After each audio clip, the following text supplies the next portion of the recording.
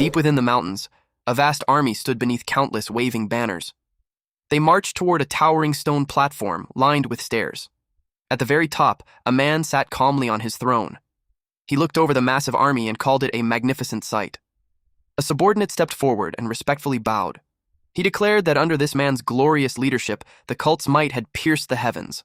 Soon, the entire Central Plains would kneel before him. Heavenly Demon Wee Jiqian calmly agreed that they should. The subordinate then said he had a question. Jiqian told him to speak. Pointing toward the soldiers, the subordinate brought up their expensive equipment. The cult's coffers had been empty for years. He asked where Jiqian had found enough money to fund such a massive army. Jiqian casually replied that he had taken out a loan. The subordinate froze in disbelief. Jiqian explained that some fool had actually been willing to lend him the money. His followers were left speechless. Lending money to the demonic cult was completely absurd. No sane person would do such a thing when it was obvious they would never pay it back. That left the subordinate with only one possible explanation. He pressed his left palm against his right fist and bowed. He praised Jiqian, declaring that such a feat was truly worthy of the heavenly demon. He assumed the merchants of the Central Plains had been so terrified that they willingly handed over their wealth to fund the cult's army. He was amazed by Jiqian's brilliant plan to drain their enemies dry without spilling a single drop of blood. He immediately began hailing the heavenly demon. However, Jiqian was simply wondering what kind of lunatic had actually lent them so much money. Jiqian insisted that he was no thug. He asked if the subordinate truly believed he had extorted them like some common criminal. He then rummaged through his robes. Jiqian pulled out a sheet of paper and explained that he had only stamped his fingerprint on it. The money was deposited immediately afterward, leaving his subordinate stunned. He added that the lender was a man named Manager Kim, who had been very polite and even offered him a low interest rate. As Jiqian handed over the contract, the subordinate wondered how anyone could lend out a fortune based on a single sheet of paper. Then his eyes landed on a section titled Special Clauses. His expression instantly changed. It stated that if the debtor failed to repay the loan, their internal energy would be seized. The subordinate was horrified. Defaulting on the loan meant losing one's internal energy. Even worse, the repayment deadline was that very day. He fell completely silent.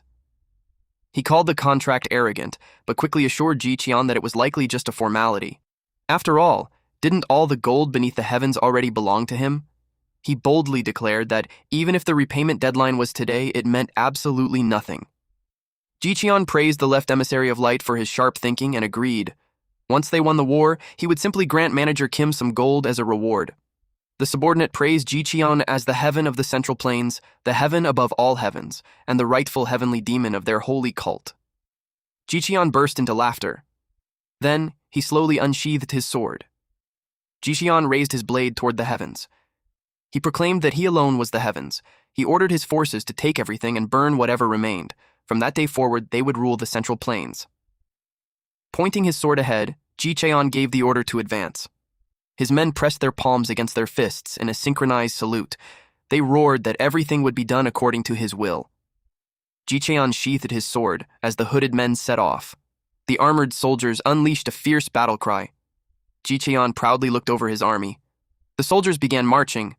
They charged toward the battlefield, shaking the earth beneath their feet. Jiqian stood proudly atop the platform. He gave a satisfied huff. Then he returned to his chair. He calmly took another sip of tea. A relaxed sigh escaped his lips.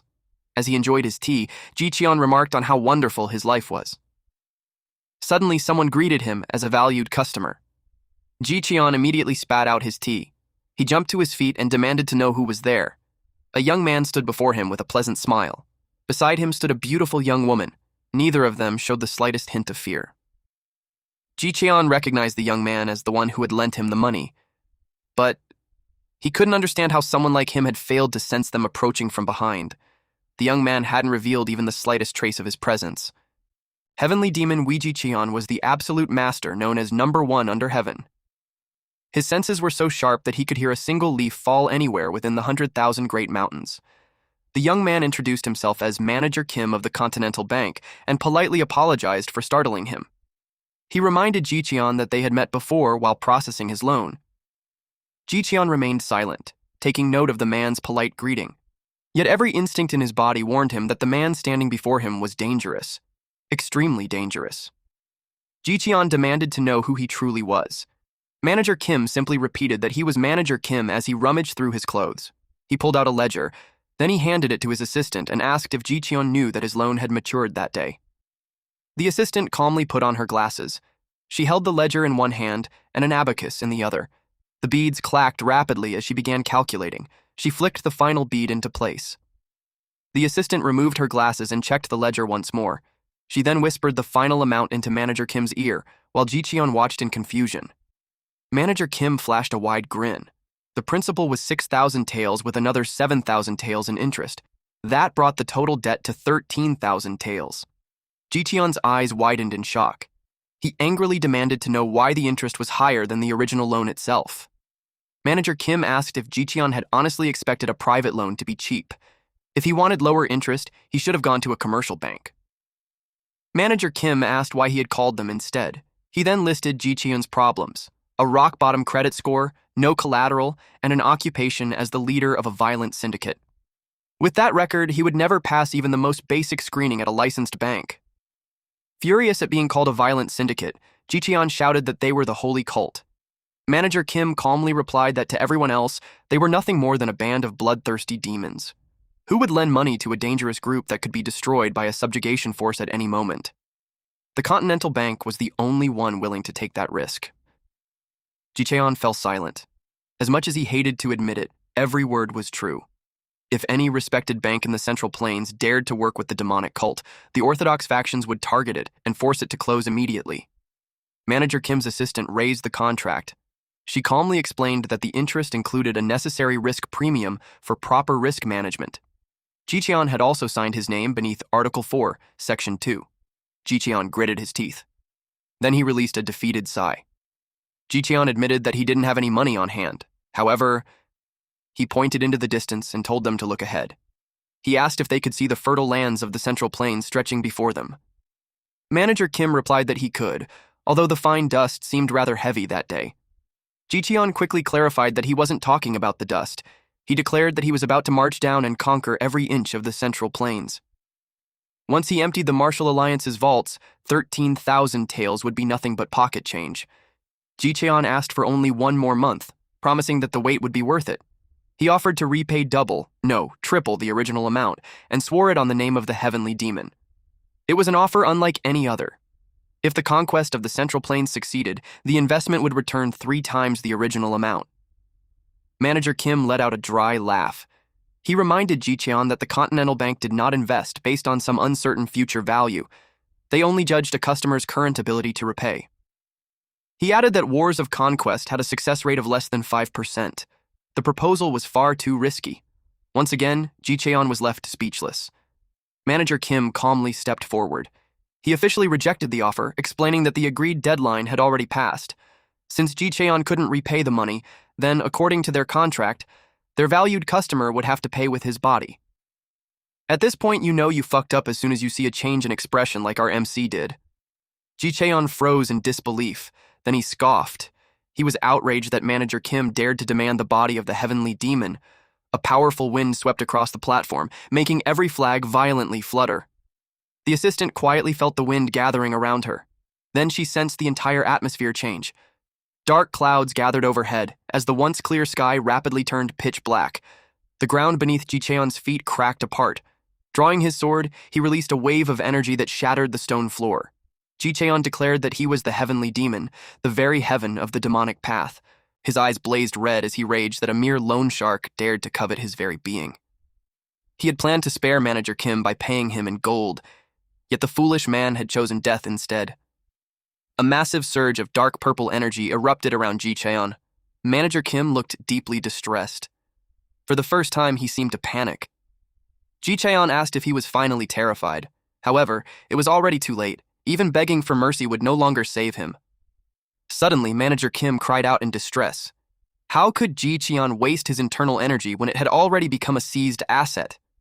Ji-cheon stared at him in confusion.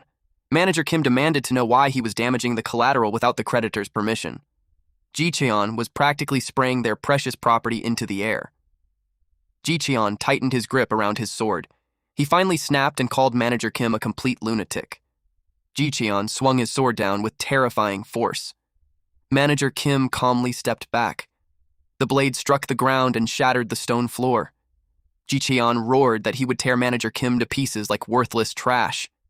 He unleashed Dark Knight's Demise Apocalypse Slash. A massive wave of dark purple sword energy erupted forward, destroying everything in its path. It raced straight toward Manager Kim. As the enormous aura slash reached him, Manager Kim simply raised one hand. Then he effortlessly redirected the entire attack. The deflected slash flew into the distance and cleanly split the peak of a mountain. The assistant gasped in shock.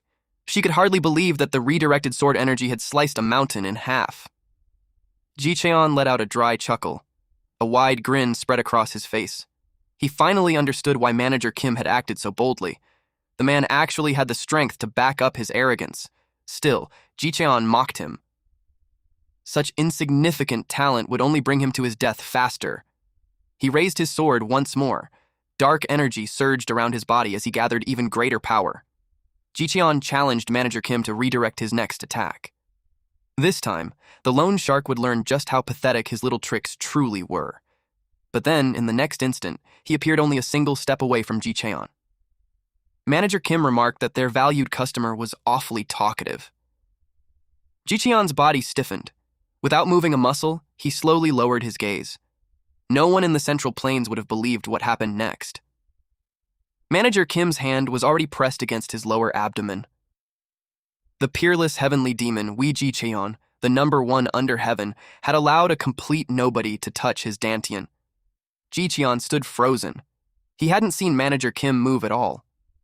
Manager Kim smiled and announced that it was time to begin the debt collection. He warned Ji Cheon that it might sting a little. But before the heavenly demon could react, Manager Kim unleashed a powerful surge of energy directly into his body. Ji Cheon screamed in agony. A horrifying sensation spread through him. It felt as though his insides were being ripped out all at once. Ji Cheon realized in horror that Manager Kim was using the great energy absorption art. As his internal energy was sucked away, he desperately begged the man to stop. Golden energy continued surging around them as Ji Cheon cried out in pain. Manager Kim cheerfully told his valued customer to relax. If he kept tensing his body, he might suffer chi deviation. Ji Cheon roared in agony. Did Manager Kim have any idea how hard he had worked to gather all that internal energy? Manager Kim even offered to include a special bonus service. With an ominous smile, he promised to drain every nasty impurity that had built up inside Ji Cheon's body as well. Tears streamed down Ji Cheon's face. His screams echoed throughout the mountains. At last, Ji Cheon collapsed onto the ground. The mighty heavenly demon had been forced to his knees. He looked completely drained. Manager Kim bowed and thanked their valued customer for his cooperation. With that, the debt collection had been successfully completed. This shit reminded me of Avatar Aang's fight with Fire Lord Ozai. Anyway, after that... He formally introduced himself as Manager Kim of the Continental Bank, while his beautiful assistant introduced herself as Manhwa. With a bright smile, Manager Kim thanked their valued customer and said they looked forward to doing business with him again. Ji Cheon stared blankly at the business card Manager Kim held out. His brows slowly furrowed. With the last of his strength, he called Manager Kim a son of a bitch before collapsing. Ji Cheon fell unconscious as the business card fluttered beside him. The card landed face up, revealing a single title, The Lone Shark King of Murim. 3 days later, the sun shone brightly over a grand pavilion in Sichuan province. Inside Hoban Restaurant, the dining hall was packed with guests. Every table was covered with food and liquor. At one table, a man asked his companions if they had heard the latest rumor. Lowering his voice, he revealed that the demonic cult had suddenly stopped its advance. His companions stared at him in disbelief. The man explained that the cult had reached the Sichuan border 3 days ago, yet it hadn't moved an inch since. Another man wondered if the great Ji Cheon had actually gotten scared. Someone immediately called the idea ridiculous. Did they even know who Ji Cheon was? More than 10 years ago, Ji Cheon had single-handedly slaughtered 100 masters from the Orthodox faction. He was a monster among monsters. One man insisted that it had to be a trap meant to lower everyone's guard. Another guessed that the heavenly demon had gained enlightenment and was preparing to ascend. The others quickly dismissed that idea. Who would ascend in the middle of a war? He was supposed to be an unstoppable force. The demonic cult's momentum under Heavenly Demon Wijixian had been fierce enough to swallow the entire Central Plains. That was why the situation made absolutely no sense. The Imperial Army hadn't stopped them. Neither had the alliance of the 9 great sects and 1 clan. Yet for no clear reason, the demonic cult's massive army had simply stopped marching. The men continued gossiping. One wondered if Jiqian had suffered chi deviation, but his companion quickly dismissed the idea. Everyone imagined some grand and tragic reason. Surely it involved a massive conspiracy or a miraculous encounter that would be remembered throughout Murim history. One man paused with his cup in hand. Then he casually suggested that they might have simply run out of travel funds. After all, moving such a massive army would cost a fortune. The entire restaurant fell silent. A moment later, the men burst into laughter. They mocked the absurd idea that the demonic cult couldn't wage war simply because it was broke. One claimed that the cult possessed mountains of gold and treasure. The man pointed out that even they struggled whenever they ran out of money. His companion replied that such problems only affected ordinary people like them. The laughter continued as they mocked the idea that the heavenly demon himself could be stopped by something as simple as money. At a nearby table, Manager Kim quietly sat beside Mak Rihua. A faint smile appeared on his face. He remarked that the man was surprisingly sharp. Mak Ri agreed. She noted that money didn't discriminate between humans, ghosts, or even the leader of the demonic cult. A waiter approached and asked if they were ready to order, proudly adding that all their ingredients were fresh. Mak Ri quickly grabbed the menu. She reminded Manager Kim that he had promised her a feast and complained that she was starving after trekking all the way to the 100,000 Great Mountains. Manager Kim firmly called her name. He sternly reminded her that company funds were not her personal allowance. On top of that, they had been paid in internal energy instead of actual money. In other words, the company was currently operating at a deficit. Therefore, he ordered 2 bowls of the cheapest plain noodles on the menu. Mak Ri was furious. A short while later, 2 bowls of the restaurant's cheapest plain noodles arrived. Mak Ri called Manager Kim a cheapskate and wished that he would go bald. Manager Kim calmly replied that being frugal had nothing to do with hair loss. She then asked where their next sucker lived. Manager Kim told her to watch her language. They were clients, not suckers. Mak Ri immediately corrected herself and asked where their precious client lived. A devious smile appeared on Manager Kim's face. Their next destination was Mount Hua. Later that night, the moon shone brightly over Huayin County in Shanxi Province. The streets were packed with people, while warm lanterns lit up the lively town. Manager Kim stepped onto the road. With Mak Rihua following behind him, he announced that they had arrived.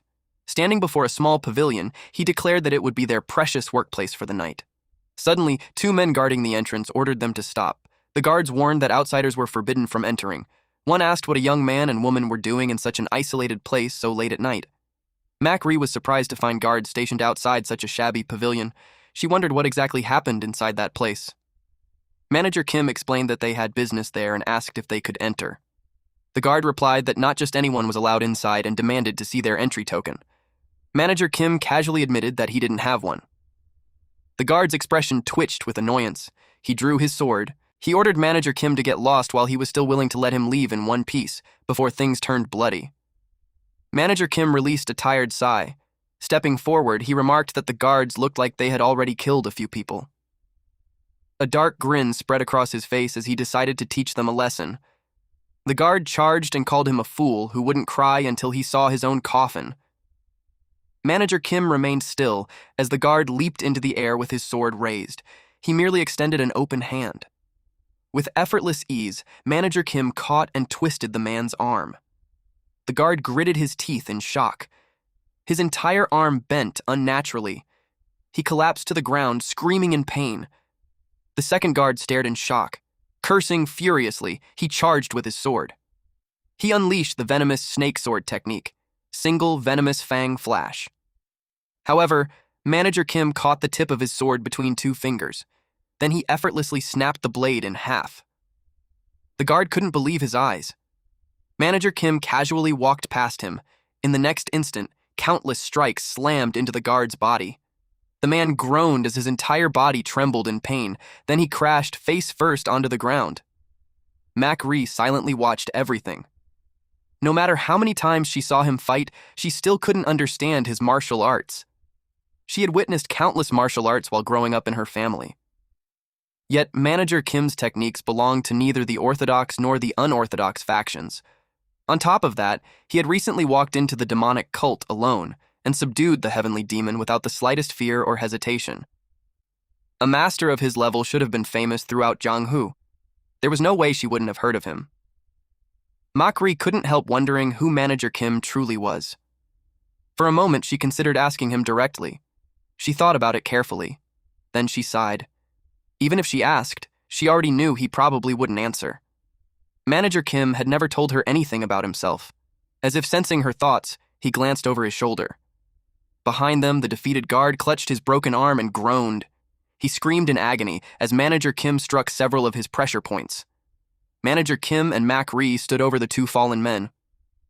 Makri was surprised that both guards were still alive. Manager Kim explained that he had severed the meridians in their limbs, ensuring they could never harm innocent people again. She couldn't help feeling impressed. Manager Kim instructed her to move them into a corner before following him. Makri pointed at herself in disbelief. He confirmed that he meant her since it would be troublesome if anyone saw them. Manager Kim entered the pavilion. Meanwhile, Makri dragged one of the guards across the ground while quietly cursing her boss. The inside of the pavilion was completely dark. Manager Kim hummed with interest. Hidden inside the old pavilion was a staircase leading underground. He calmly descended the stairs. As he reached the bottom, the sound of noisy chatter grew louder. Manager Kim looked amused. Beneath the shabby pavilion was a massive underground gambling den packed with people. The gamblers were completely absorbed in their games. At one table, a gambler slammed his cup down and bet his right hand on an even number. At another, a man berated his opponent and asked when he planned to start making money if he kept playing like that. A few moments later, Makri finally caught up and called out to Manager Kim. He turned and calmly acknowledged her. Manager Kim told her to walk faster, teasing her for always being so slow. Makri complained that he should have helped clean up the guards before criticizing her. She looked around and asked if the gambling den was their workplace this time. Manager Kim smiled and confirmed that it was. Makri covered her nose and complained that the filthy air was suffocating her. Manager Kim remarked that the smell of money was usually rather foul. Suddenly, an excited roar erupted from the other side of the room. A large crowd had gathered around a table, cheering for a man who had just won 3 rounds in a row. Manager Kim pointed toward him and revealed that he was their client. The young man sat confidently at the table, holding his tiles as spectators crowded around him. A purple flower was embroidered onto his robes. Makri immediately recognized it as the plum blossom crest. She was shocked to discover that their next sucker was a disciple of the Manhwa sect. Manager Kim reminded her of what he had said earlier. The man wasn't a sucker. He was their precious client. His name was Chongsang, a direct disciple of the Manhwa sect leader and the youngest plum blossom swordmaster in history. Manager Kim raised a sketch of the young man. His name had once shaken all of Jiangsu, but when it came to gambling, Chongsang was a complete sucker. Makri pointed out that he had just told her not to call their client a sucker. Manager Kim clarified that he was only describing Chongsang's gambling skills and told her not to nitpick his words. She then asked whether the information about Chongsang being a terrible gambler was truly accurate. Looking at the table, his win rate appeared surprisingly high. Chongsang carefully examined his tiles. Confident in his hand, he raised the bet by another 10 taels. Then he demanded that his opponent reveal his tiles. The man across from him groaned. Chongsang's opponent revealed his hand. The surrounding crowd erupted into cheers as Cheongsang won another round. Cheongsang burst out laughing and swept the pile of coins toward himself. Makri noted that he had won again. She pointed out that Cheongsang's hand movements were clumsy and his expression was stiff. She could tell he was a terrible gambler, yet she wondered if he was simply blessed with incredible luck. Manager Kim replied that it would be great if Cheongsang stopped now. Then he asked Makri if she knew the most terrifying thing that could happen at a gambling table. Someone praised Cheongsang's incredible luck and predicted that he would sweep the entire table. Cheongsang laughed and boasted that the tiles loved him that night. Across from him, his opponent smirked. Manager Kim explained that the most dangerous thing was winning despite having no idea what you were doing. The opponent's smile grew wider. Makri's eyes widened. Manager Kim's words struck like a curse. The table that had seemed blessed by fortune slowly began turning against Cheongsang. His opponent revealed his tiles and announced that he had won. Chongsang frowned after losing by a single point. His senior remarked on how close the round had been. He forced a laugh and reminded himself that nobody could win every time. Besides, it had only been a small pot, but at this point, Cheongsong had fallen into the trap. His opponent silently watched him with a smile. At first, they had allowed Cheongsong to win the small pots, but once he became confident, he started losing the larger ones by the smallest possible margin. Cheongsong eagerly placed down his tiles, convinced that his incredible hand had secured the win. However, his opponent revealed a hand that was higher by a single point and collected the winnings. Cheongsong immediately slammed down another set of tiles. His opponent released a relieved sigh as he revealed another slightly better hand. The man laughed and claimed he almost felt guilty for winning by only 1 point. Cheongsong was beginning to lose his temper. Those constant 1-point losses slowly destroyed Cheongsong's ability to think clearly.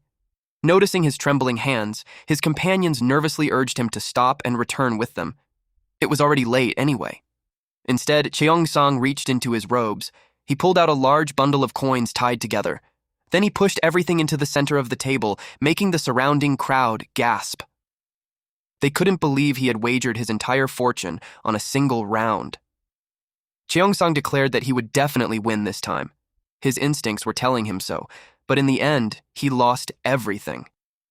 Cheongsong slumped into his chair, completely devastated.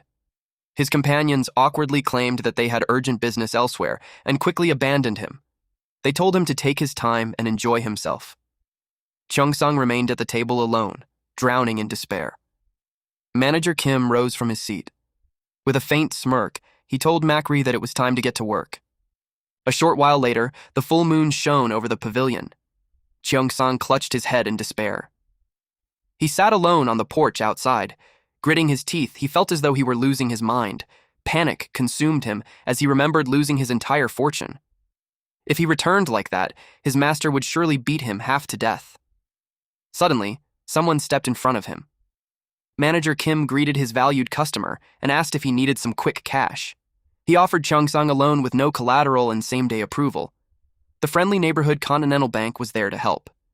Cheongsong slowly looked up in confusion. He asked what the Continental Bank was. The phrases, quick cash, no collateral, and same-day approval sounded extremely suspicious. Cheongsong narrowed his eyes and asked if they were loan sharks. Manager Kim smiled and said Cheongsong could call them whatever he liked. He merely helped people who urgently needed money. Cheongsong immediately stood and drew his sword. He warned that anyone offering a private loan to a plum blossom sword of the Manhwa sect must have extra lives to waste. Manager Kim calmly told him that he had misunderstood something as he reached into his robe. He pulled out a massive bundle of coins. Cheongsong stared at the money in shock. Manager Kim declared that Cheongsong's status as a plum blossom sword of Manhwa meant absolutely nothing to him. What mattered was that Cheongsong needed money to win back everything he had lost. Cheongsong stiffened. He was taken aback. The man truly didn't care that he was a disciple of Manhwa. His gaze remained fixed on the money. Soon, temptation overwhelmed him. Manager Kim then raised a contract. He explained that the process was simple. Cheongsong only needed to sign the contract, and he would receive the money immediately. Cheongsong sheathed his sword. Manager Kim added that the interest rate was also perfectly reasonable. Cheongsong quickly snatched the contract from his hand. Then he signed his name. He handed the contract back and announced that he had signed it. With a crazed grin, Cheongsong demanded the money immediately. Manager Kim thanked his valued customer and confirmed that the loan had been approved. However, Cheongsong suddenly snatched the money from him. Without looking back, he rushed inside the gambling den. Macri was stunned by how quickly Cheongsong had thrown away every last piece of his dignity. She noticed the contract lying on the ground. Picking it up, she asked Manager Kim why a Manhwa disciple had become one of their customers. She admitted that gambling was wrong, but it was nowhere near as terrible as the heavenly demon's actions. Manager Kim asked if she believed he chose customers based on whether they belonged to the orthodox or unorthodox factions. Surprised, Macri asked if he didn't. He replied that orthodox and unorthodox meant nothing to him. In his eyes, they were all simply martial artists of Miram. The only thing that mattered was whether they possessed something he needed. That was all. Macri quietly processed his answer. She was left speechless. Just then, both of them noticed someone approaching. One injured guard walked toward them while clutching his twisted arm. Another injured guard was supported by two men, grimacing as he remembered how easily Manager Kim had defeated him. A large bald man stepped forward, followed by a group of fighters. He demanded to know if these were the bastards who had attacked his men. The injured guard confirmed that they were. Manager Kim remarked that Mak Ri should have cleaned things up more carefully. She shot back that he had only told her to move them out of sight, not bury them underground. The leader introduced himself as Jang Mo of the Venomous Snake Sect. After hearing that they had attacked his men, he demanded their names and affiliation. Manager Kim politely introduced himself as Manager Kim of the Continental Bank. Jang Mo had never heard of the Continental Bank. He assumed Manager Kim was a nobody who had picked up some third-rate martial arts. Calling him an insolent fool, Jang Mo asked if he didn't know that the gambling den was protected by the Venomous Snake Sect. Manager Kim calmly asked why he needed to know that. Jang Mo's eye twitched with anger. He ordered his men to take one arm and one leg from each of them.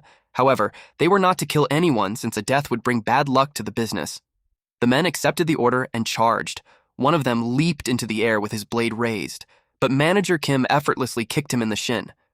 A loud crack rang out as the man's leg broke. He screamed in pain and lost his balance. Then he crashed face first into the ground. Enraged, another man cursed Manager Kim and charged with his sword. Before the blade could reach him, Manager Kim sidestepped and countered. He thrust out an open palm. The palm strike slammed directly into the attacker. The powerful force sent the man flying through the air. Soon, screams and desperate cries for help echoed across the clearing as Manager Kim tore through the entire group.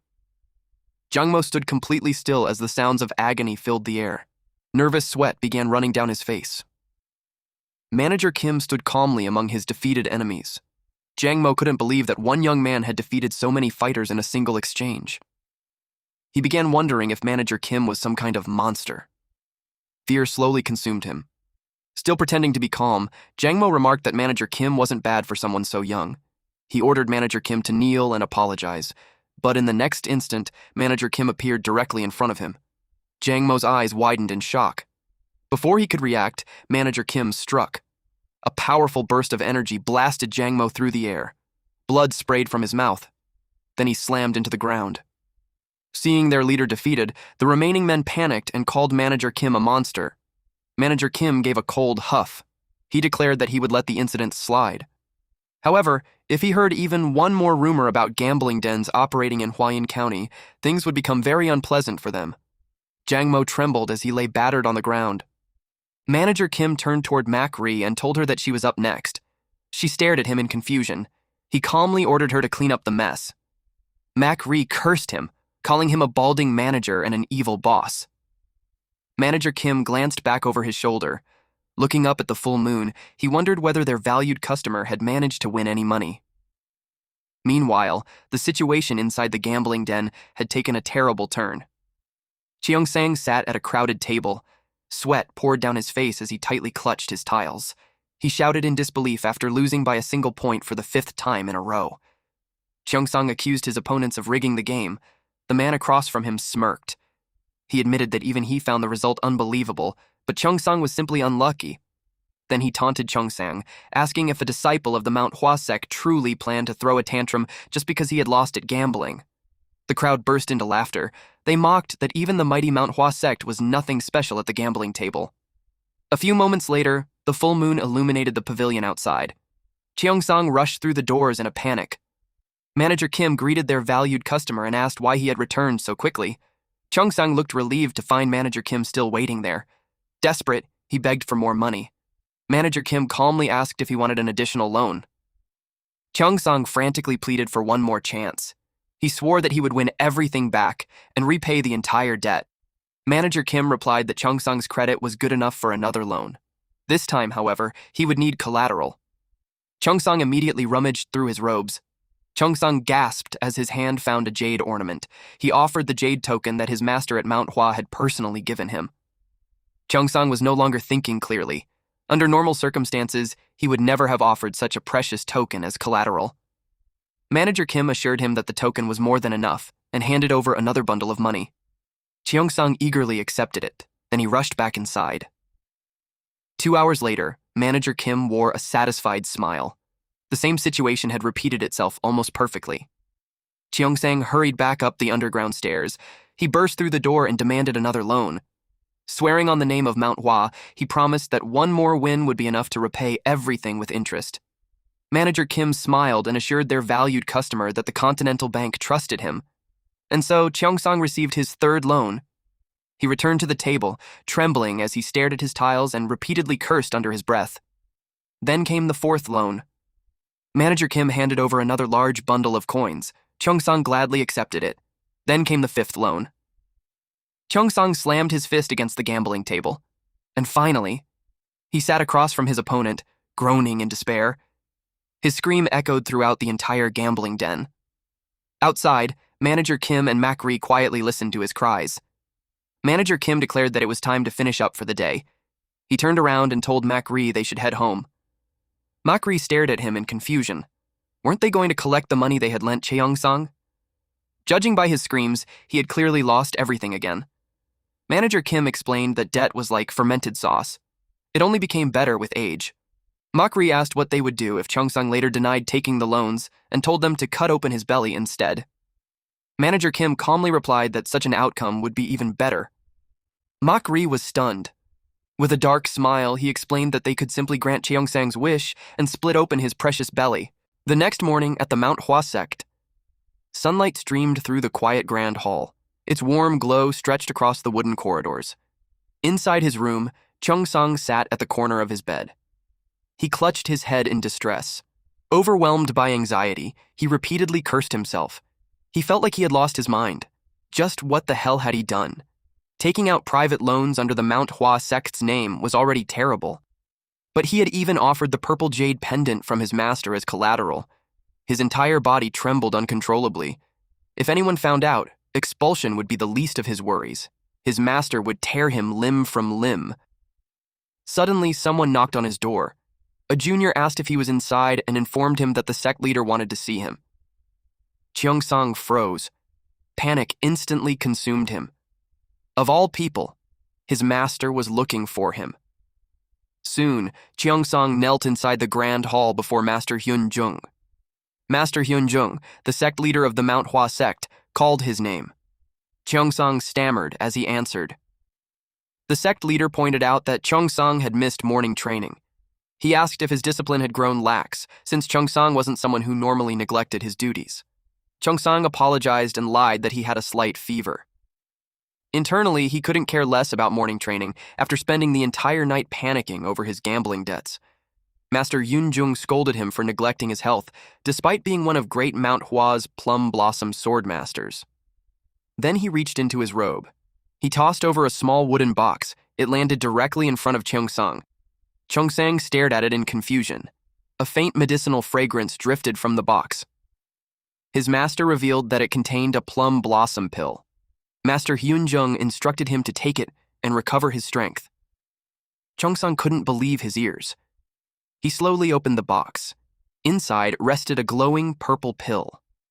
It was a genuine plum blossom pill, the legendary elixir that every martial artist dreamed of possessing. Instead of receiving a furious beating, he had been given a priceless spirit pill. Cheongsang wondered if Master Hyunjung truly knew nothing about his night at the gambling den. Cheongsang hesitantly called out to the sect leader. Master Hyunjung gave him a warm smile. He reminded Cheongsang that if he fell, Manhwa would have no future.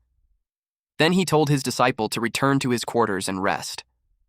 Cheongsang's eyes filled with emotion.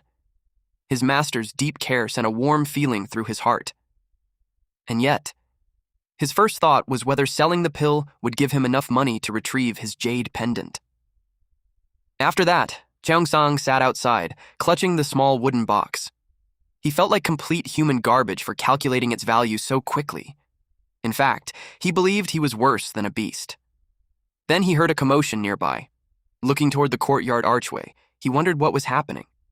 An elderly woman held a disciple's hands and begged him to watch over her family. The Manhwa disciples gently helped her up and promised to pray for her family with all their hearts. They were common people who had climbed the mountain to seek Manhwa's divine blessings. Their eyes held complete trust and respect for the sect, while their hands carried carefully wrapped offerings of rice cakes and fruit. It was the pure, noble, and sacred image of an orthodox Taoist sect. Watching from a distance, Cheongsang began to sweat. Guilt and unease filled his heart. He gritted his teeth in frustration. Then he firmly closed the wooden box. Cheongsang told himself that he had no other choice and tucked it into his robe. He stood up, determined to sell it at a pawn shop. Taking the plum blossom pill would only increase his energy a little, but if he sold it, he could recover the jade pendant. He convinced himself that selling one spirit pill was far better than permanently losing the sacred heirloom his master had given him. Once this crisis was over, he would train like a madman and bring glory to Manhwa. He repeatedly told himself that this was the right decision. Cheongsang furrowed his brows. He swore that if he survived this one mistake, he would never go near a gambling den again. That night, the moon shone over the Manhwa sect. Cheongsang sprinted across the courtyard. Then he jumped high into the air. He soared over the estate walls. A moment later, he landed safely outside. Cheongsang silently apologized to his master. Then he began walking through the forest. Suddenly, a voice called out and asked if he was Cheongsang. He looked up and noticed a man standing behind him. The man asked where he was going so late at night. Cheongsang cursed inwardly upon realizing it was his senior brother, who was on night watch duty. He greeted the man and praised him for working so hard. Internally, he panicked. Of all people, it had to be senior brother Cheongyam, the strictest and most upright disciple in the entire Manhwa sect. Cheongyam ignored the friendly greeting and demanded to know where he was going. Cheongsang claimed that he felt restless and had stepped outside for some fresh air. Cheongyam asked why getting fresh air required jumping over the wall in the middle of the night. Cheongsang began sweating as he realized how weak his excuse sounded. Cheongyam silently observed him while sweat poured down his face. Then Cheongyam noticed something. His gaze fell upon Cheongsang's hand, which was pressed against his chest. He asked what Cheongsang was hiding inside his robes. Cheongsang backed away and insisted it was nothing, but Cheongyam demanded to see it. Before Cheongsang could stop him, Cheongyam snatched away the small wooden box. The moment he opened it, he recognized the plum blossom pill glowing beneath the moonlight. Cheongyam asked where he had gotten such a valuable elixir. Cheongsang nervously admitted that their master had given it to him. Cheongyam quietly processed his answer. A warm smile spread across his face. He handed the box back and praised their master's incredible foresight in recognizing Cheongsang's talent. Cheongsang accepted it and thanked him. However, Cheongyam then asked why he had brought the pill outside in the middle of the night. Cheongsang desperately searched for another excuse. He suddenly claimed that the gazes of his fellow disciples made him uncomfortable, so he wanted to take the pill alone.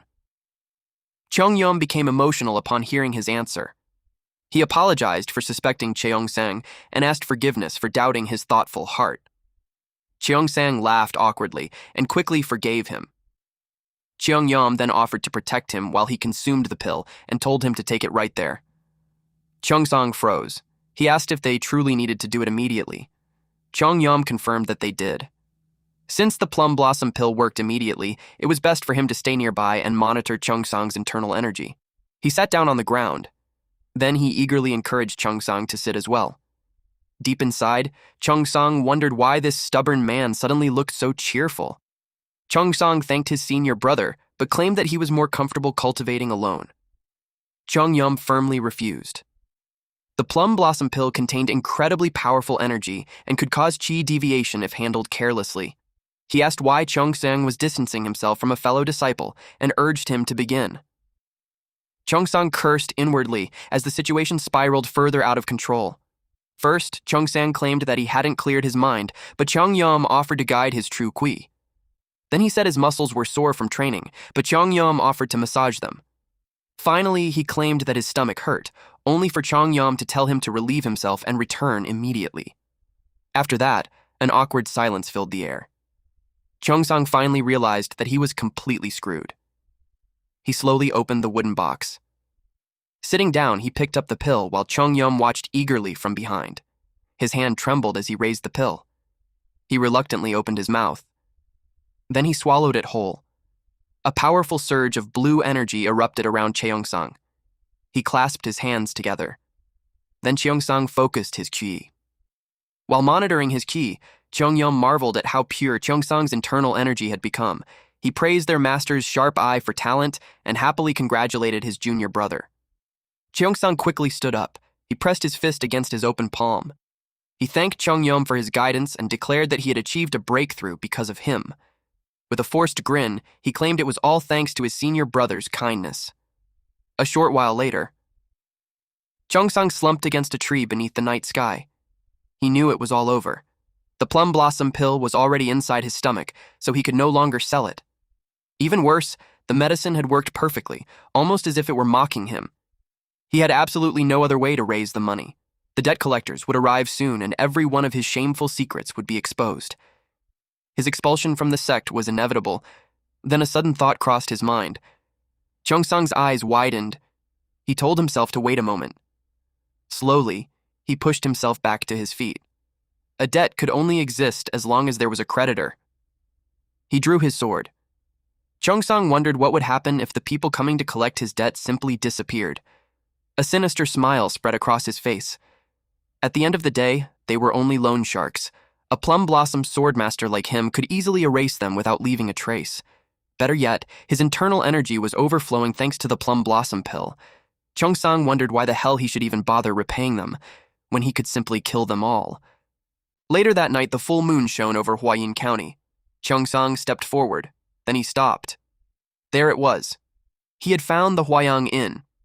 He recalled manager Kim saying that they would be staying in room 5. If Chung-sang wished to repay the loan, he could find them there. At the time, Chung-sang had only cared about getting the money. His expression turned serious as he focused on his plan. He pushed open the inn's door and stepped inside. A dimly lit hallway stretched before him. His footsteps echoed along the corridor. The answer had been simple from the beginning. A debt disappeared when the creditor disappeared. That was all there was to it. He only needed to kill them, recover his jade pendant, and forget any of this had happened. Cheong-sang fixed his gaze on one door. He walked closer and closer. Finally, Cheong-sang stood before room 5. There, he waited. Then he carefully listened. He heard the faint voices of a man and woman inside. There was no mistaking them. They belonged to manager Kim and Mak Rihua. Cheong-sang tightened his grip around his sword. Gathering his ki, he decided to end everything with a single strike. He silently apologized to them. At the very least, the two would die together. Planting his foot firmly against the ground, he shattered the floor beneath him. Powerful shockwaves erupted from his body as he gathered his energy. Then he unleashed the 7th form of the plum blossom sword technique. A massive cross-shaped wave of energy burst forward. It was falling petals, scattering blossoms. The attack struck room 5 head-on and completely destroyed it. The entire upper floor exploded as debris scattered into the night sky. Chung-sang stood there with a cold expression. The building before him had been reduced to ruins. He believed it was finally over. Something inside his chest seemed to snap. At first, he wondered if he felt regret or guilt. But strangely, he only felt relieved. It was as though the hands choking his neck had finally released him. For the first time in days, he could breathe.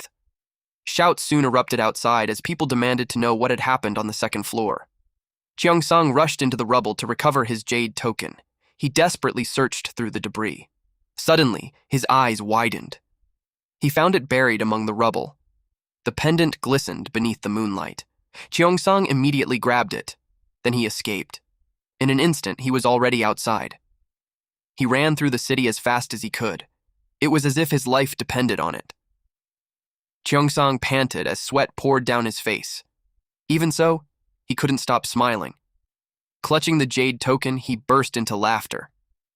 It was finally over. He felt as though he had awakened from a terrible nightmare. He was overwhelmed by the relief of surviving and the joy of everything returning to its proper place. Perhaps that was why Cheong-sang made a mistake he would never normally make. Even late at night, Huayin County had countless watching eyes. The usual Cheong-sang would have escaped through a deserted back alley, but intoxicated by the joy of finally being free from debt, he failed to notice someone watching him. It was the Elder. Later that night, back at the Manhwa sect, Cheong-sang held up the recovered jade token. Then he lay back on his bed with a satisfied smile. This was all he needed. Just as he decided to forget everything that had happened, a sudden knock at the door startled him. Someone asked if he was still awake. Cheongsang quickly sat up after recognizing the voice. It belonged to Marshal Uncle Hunheo. Manhwa sect elder Hunheo stood in the doorway. Hunheo remarked that Cheongsang was awake rather late. Cheongsang replied that his training hadn't been going well. Hunheo calmly asked if that was true. He walked toward the window, leaving Cheongsang confused. Hunheo mentioned that a huge disturbance had occurred in Huayin County that night. An entire inn had been destroyed, and the attacker had used the plum blossom sword technique. Cheongsang froze. Hunheo turned and demanded to see his hands. Cheongsang was caught completely off guard. The elder explained that wielding a sword always left traces. Cheongsang panicked internally. Sweat ran down his face. Slowly, he held out his hands. His fingers trembled beneath Hunheo's gaze. Hunheo carefully inspected them with a stern expression. His eyes narrowed. Without warning, he drew his sword and pressed the blade against Cheongsang's neck. Cheongsang gasped in horror. Hunheo demanded to know why he had done such a terrible thing. Cheongsang stammered and pretended not to understand. Hunheo asked if he planned to feign ignorance until the very end. He revealed that he had seen Cheongsang returning from the inn along the main road with a smile on his face. He had witnessed it with his own 2 eyes. Hunheo expressed his shame that a disciple of Manhwa had used the plum blossom sword technique to murder innocent civilians. Shame consumed Cheongsang. Then he dropped to his knees. Crying, he admitted that he had committed a crime worthy of death. Through his tears, he confessed that he had been gambling. Once the first words left his mouth, the rest poured out like flowing water. He described the thrill of winning big at the gambling den. Then he explained how the losses began piling up. He confessed that the madness had driven him to wager the jade token his master had given him. And then he told Hunheo about the mysterious young woman and the man with the sinister eyes. Cheongsang insisted that he had truly planned to repay everything, but he kept losing, and the debt continued growing. In the end, all he could think about was recovering the jade token at any cost. Hunheo asked if he honestly believed his debt would disappear after killing the creditors. Cheongsang's brows tightened. He bowed his head and apologized again, admitting that he deserved to die. Cheongsang bowed so low that his forehead struck the floor. He begged for forgiveness just this once and promised to accept any punishment. Hunheo silently watched him. Cheongsang remained prostrate on the floor. At last, Hunheo sheathed his sword and ordered him to stand. With his forehead bruised and bleeding, Cheongsang tearfully called out to his martial uncle. Hunheo looked out the window and sighed. He fell into deep thought. Then he stated that a rising talent of Manhwa couldn't be allowed to break over one mistake. Just this once, he would turn a blind eye. Cheongsang stared at him in disbelief. Tears filled his eyes. Hunheo warned that this didn't mean killing innocent civilians was acceptable. However, everything had to be done for the greater cause known as Manhwa. Overwhelmed with relief, Cheongsang burst into tears. He repeatedly thanked his martial uncle. Hunheo looked down at him with a faint smile. Then he asked about the people Cheongsang claimed to have killed. Hunheo stated that even if they were creditors, their sins hadn't deserved death. Manhwa would need to pray for their souls. Cheongsang struggled to remember their names. Then he recalled that they belonged to the Continental Bank. Just as he was about to mention Manager Kim, Hunheo grabbed him by the collar. Cheongsang flinched in surprise. He asked what was wrong. Hunheo demanded to know what he had just said. Cheongsang stammered that the two were from the Continental Bank. A nervous feeling came over him. Hunheo's entire body began trembling with rage. Cheongsang couldn't understand his reaction. Hunheo demanded confirmation that they truly came from the Continental Bank. When Cheongsang said he was certain, the elder urgently asked for the man's name. Cheongsang answered that the man had definitely called himself Manager Kim. The moment Hunheo heard that name, his entire body froze. Later that same night, rapid footsteps echoed across the wooden floor. Inside his study, Master Hyunjung held a brush above a sheet of paper when Hunheo suddenly burst through the doors. He urgently called out to the sect leader, Manhwa sect leader. Master Hyunjung asked why he was causing such a commotion in the middle of the night. Hyunheo immediately dropped to his knees and shouted that disaster had struck. Master Hyunjung clicked his tongue and asked what could possibly make him panic like this. As an elder, he should show some dignity. He reminded Hyunheo of the phrase, clear mirror, still water. Whether holding a sword or a brush, one's heart should remain as still as clear water and an unclouded mirror, never shaken by anything. Hyunheo shouted that the Continental Bank had appeared. Master Hyunjung's brush slipped from his fingers. It dropped to the floor. The brush rolled across the room as both men sat completely frozen. Then Master Hyunjung's face turned deathly pale. What? Hyunheo remained prostrate on the floor. The sect leader sat frozen in disbelief. Sweat poured down his face. He demanded to know what Hyunheo meant. Why had the Continental Bank suddenly appeared, and what did it have to do with Manhwa? Hyunheo revealed that Cheongsang had killed people from the Continental Bank. Master Hyunjung froze in horror. He shot to his feet and asked if it was true. However, Hyunheo admitted that it had not yet been confirmed. Using the authority of the Plum Blossom Command Token, Master Hyunjung ordered every disciple to be summoned immediately. Hyunheo was stunned that he would use the Plum Blossom Command Token. It was a sacred artifact reserved for issuing Mount Hua's highest command. Master Hyunjung ordered him to bring Cheongsang before him. He needed to know exactly where, who, and how he had killed them, down to the smallest detail. Hyunheo understood. As he was about to leave, Hyunheo stopped at the door. He quietly called out to the sect leader. His hand trembled as he asked if it could truly be them. Master Hyunjung remained silent. Even within the Manhwa sect, almost no one still knew the name Continental Bank. One of the few who did was the current sect leader, Master Hyunjung. Many years ago, a young Hyunjung had wept in terror. He had fallen to his knees while everything around him burned. He could never forget it. A single man had turned Mount Hua into a wasteland. The sight of countless corpses covering the ground had been burned into his mind forever. Back in the present, Master Hyunjung remained silent as the terrible memory returned. He admitted that he couldn't be certain. But if it truly was them, the thought alone terrified him. He ordered Hyunheo to hurry. The very survival of Mount Hua depended on it. Soon afterward, the disciples of Mount Hua gathered in neat rows across the courtyard. Uneasy whispers spread through the crowd. The nervous chatter continued. One disciple let out a tired yawn. He wondered what was happening in the middle of the night. The disciple beside him had no idea either. This was the first time they had received an emergency summons through the Plum Blossom Command Token. Others feared that the demonic cult was invading. The use of the Plum Blossom Command Token meant that even the secular disciples had been summoned. Throughout the Mount Hua sect's history, such a sudden nighttime gathering had only happened when an outside force was actively invading. Footsteps echoed across the courtyard.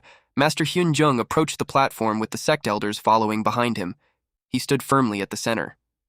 Then he faced the gathered disciples with a stern expression. His cold gaze made every disciple flinch. None of them had ever seen such an expression on the sect leader's face. His usual warmth had completely vanished, replaced by a cold and hardened look. Silence fell across the courtyard.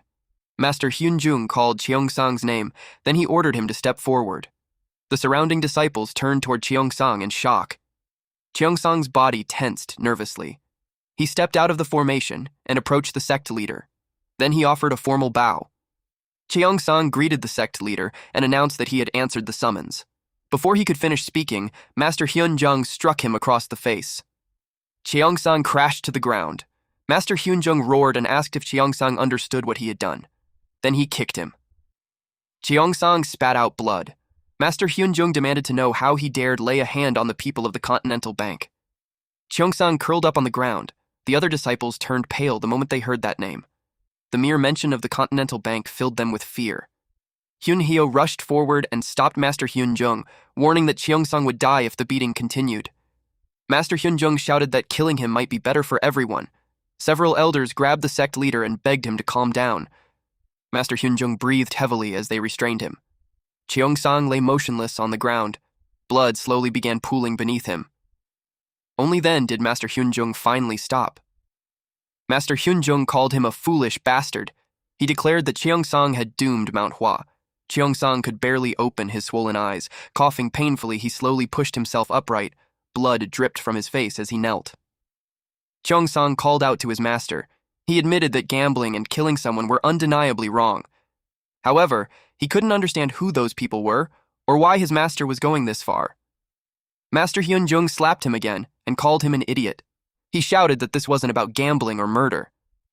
If Cheongsang had killed a street beggar or some third-rate martial artist, he wouldn't have even batted an eye. Cheongsang stared at him in confusion. Master Hyunjung stood over him, breathing heavily. He ordered Cheongsang to shut up and answer one question. Had he truly killed the people from the Continental Bank? Deep down, Master Hyunjung desperately hoped the answer was yes. Cheongsang confirmed that he had killed them. Master Hyunjung asked if he had personally checked their bodies. Cheongsang gave an uncertain answer. The sect leader grabbed Cheongsang by the collar. He demanded a clear answer. Had Cheongsang personally watched them stop breathing? Cheongsang stammered that they had probably died. Master Hyunjung exploded upon hearing the word, probably. That meant Cheongsang hadn't confirmed anything. Cheongsang tried to explain that the room had completely collapsed. Master Hyunjung called him a stupid fool and threw him back to the ground. How could Cheongsang claim they were dead without making sure? He frantically demanded to know what they would do if those two were still alive. Cheongsang remained silent on the ground. He couldn't help feeling that this was unfair. The rundown inn had completely collapsed, the ceiling had caved in, and its pillars had snapped apart. Even a powerful Murim master would have struggled to survive. Cheongsang couldn't understand how two mere merchants could possibly live through that. However, Master Hyunjung knew better. He coldly told Cheongsang that he should have been crushed to death inside that inn with them. Cheongsang stared at him in shock. Master Hyunjung added that it would have been better if Cheongsang had lost both wrists at the gambling table and died in the street. Not a trace of affection remained in his voice. At least then, Manhwa might have avoided complete destruction.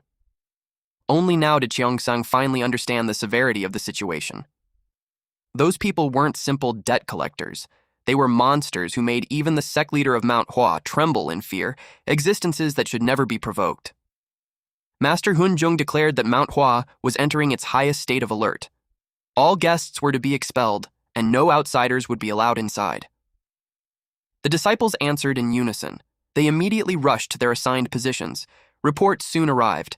The rear gate was secured, the northern mountain path was sealed, and Manhwa's swordmasters had been fully deployed at the main gate. Meanwhile, Cheongsang remained battered and barely conscious on the ground. He wondered how everything had gone so terribly wrong.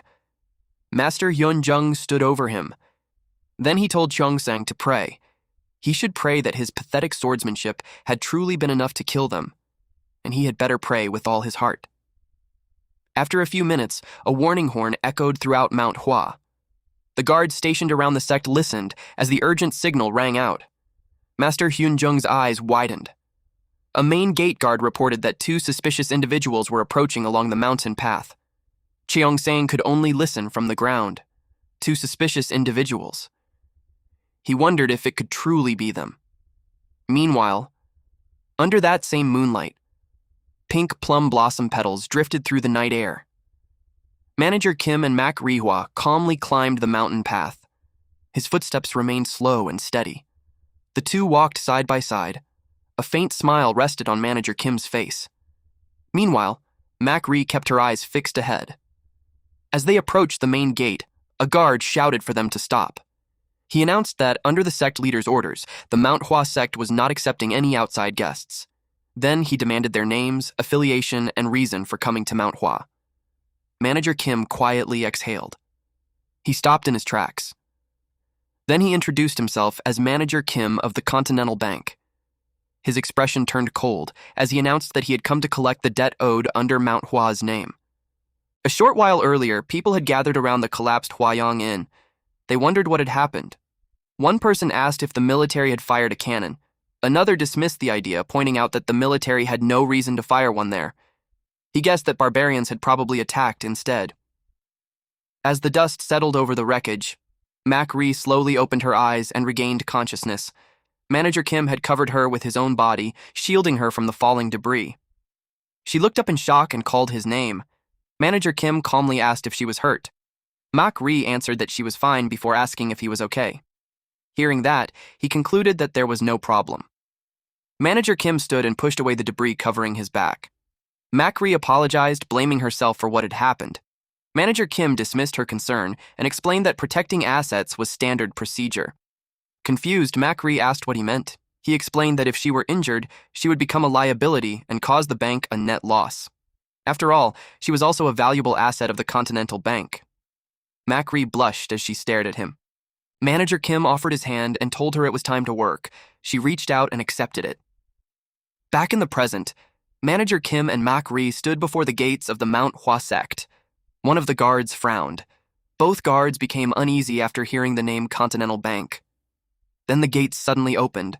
Sect elder Hyunheo stepped outside. The guards called out to him in surprise. Hyunheo calmly descended the stairs.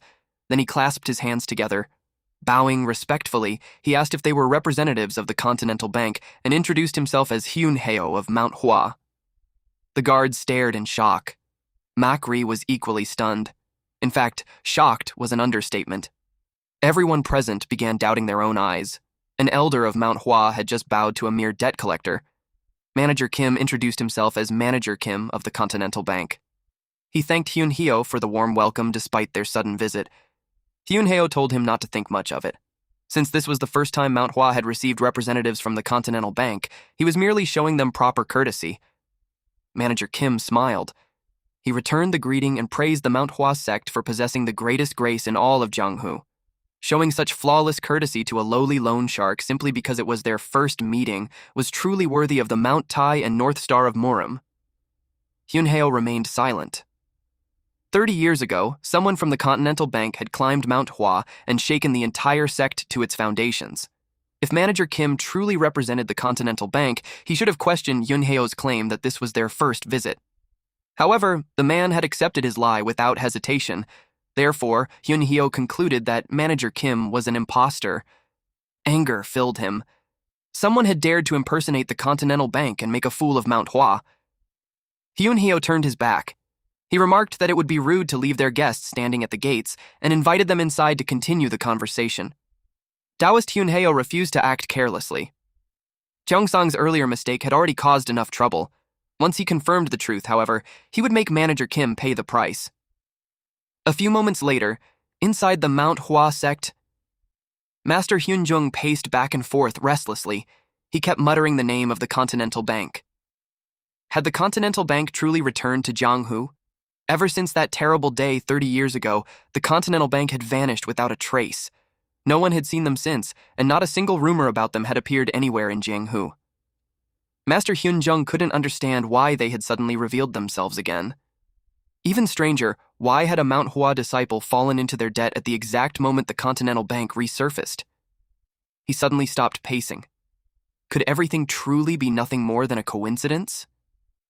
Then he heard approaching footsteps. Manager Kim and Mak-ri entered with Hyunheo. Master Hyunjung stared at the two strangers in shock as they approached. The first thing he noticed was Manager Kim's young appearance. He looked completely different from the Continental Bank representative Hyunjung remembered. Master Hyunjung wondered if Manager Kim was that man's disciple, or merely an imposter. However, he reminded himself not to jump to conclusions. One wrong move could bring disaster upon Mount Hua.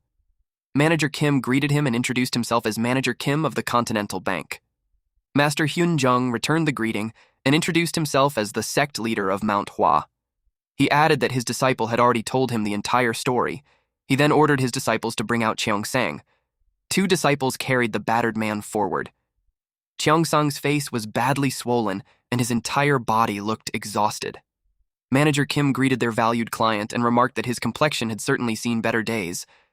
Cheongsang stared at him in disbelief. How had Manager Kim survived the plum blossom sword technique head-on? Master Hyunjung demanded to know what Cheongsang was waiting for and ordered him to apologize immediately. Cheongsang froze. He remained silent. However, he had no other choice. Cheongsang slowly lowered himself to apologize. But Manager Kim stopped him, explaining that there was no need. Their client's knees held no real value anyway. Master Hyunjung insisted that offering an apology was proper custom. Manager Kim replied that they had come to collect money, not apologies. Besides, the Continental Bank didn't offer discounts in exchange for apologies. Master Hyun Jung wanted to call him an insolent bastard, tear apart his meridians, and cripple his dantian right there. But he wisely kept those thoughts to himself. He simply cleared his throat. Then he suggested that they continue the conversation inside. Manager Kim rejected the offer. There was no reason to drag things out when they could settle the account right there. Mak-ri calmly adjusted her glasses. She pulled out her ledger and abacus. Then she began calculating the debt. She announced that the first loan had a principal of 500 taels. The interest alone amounted to 1,000 taels. The members of Manhwa stared in shock. Mak-ri then moved on to the second loan.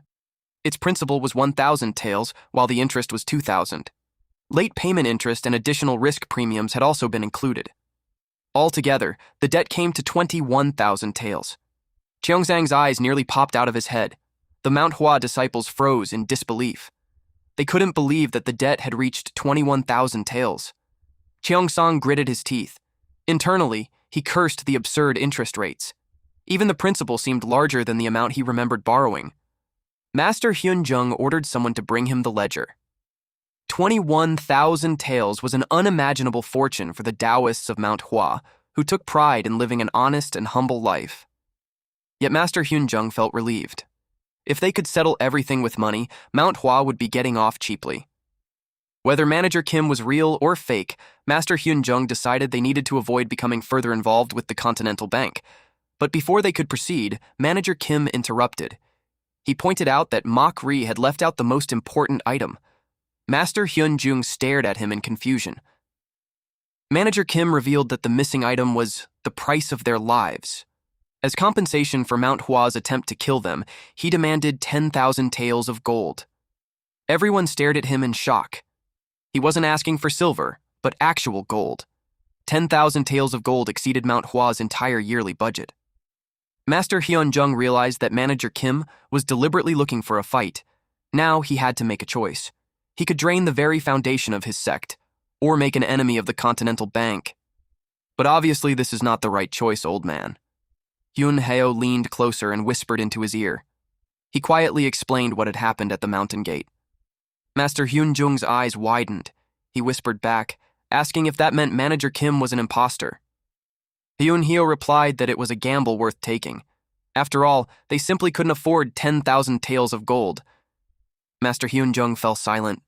Then he made his decision. He gave the order to deploy the Plum Blossom sword formation.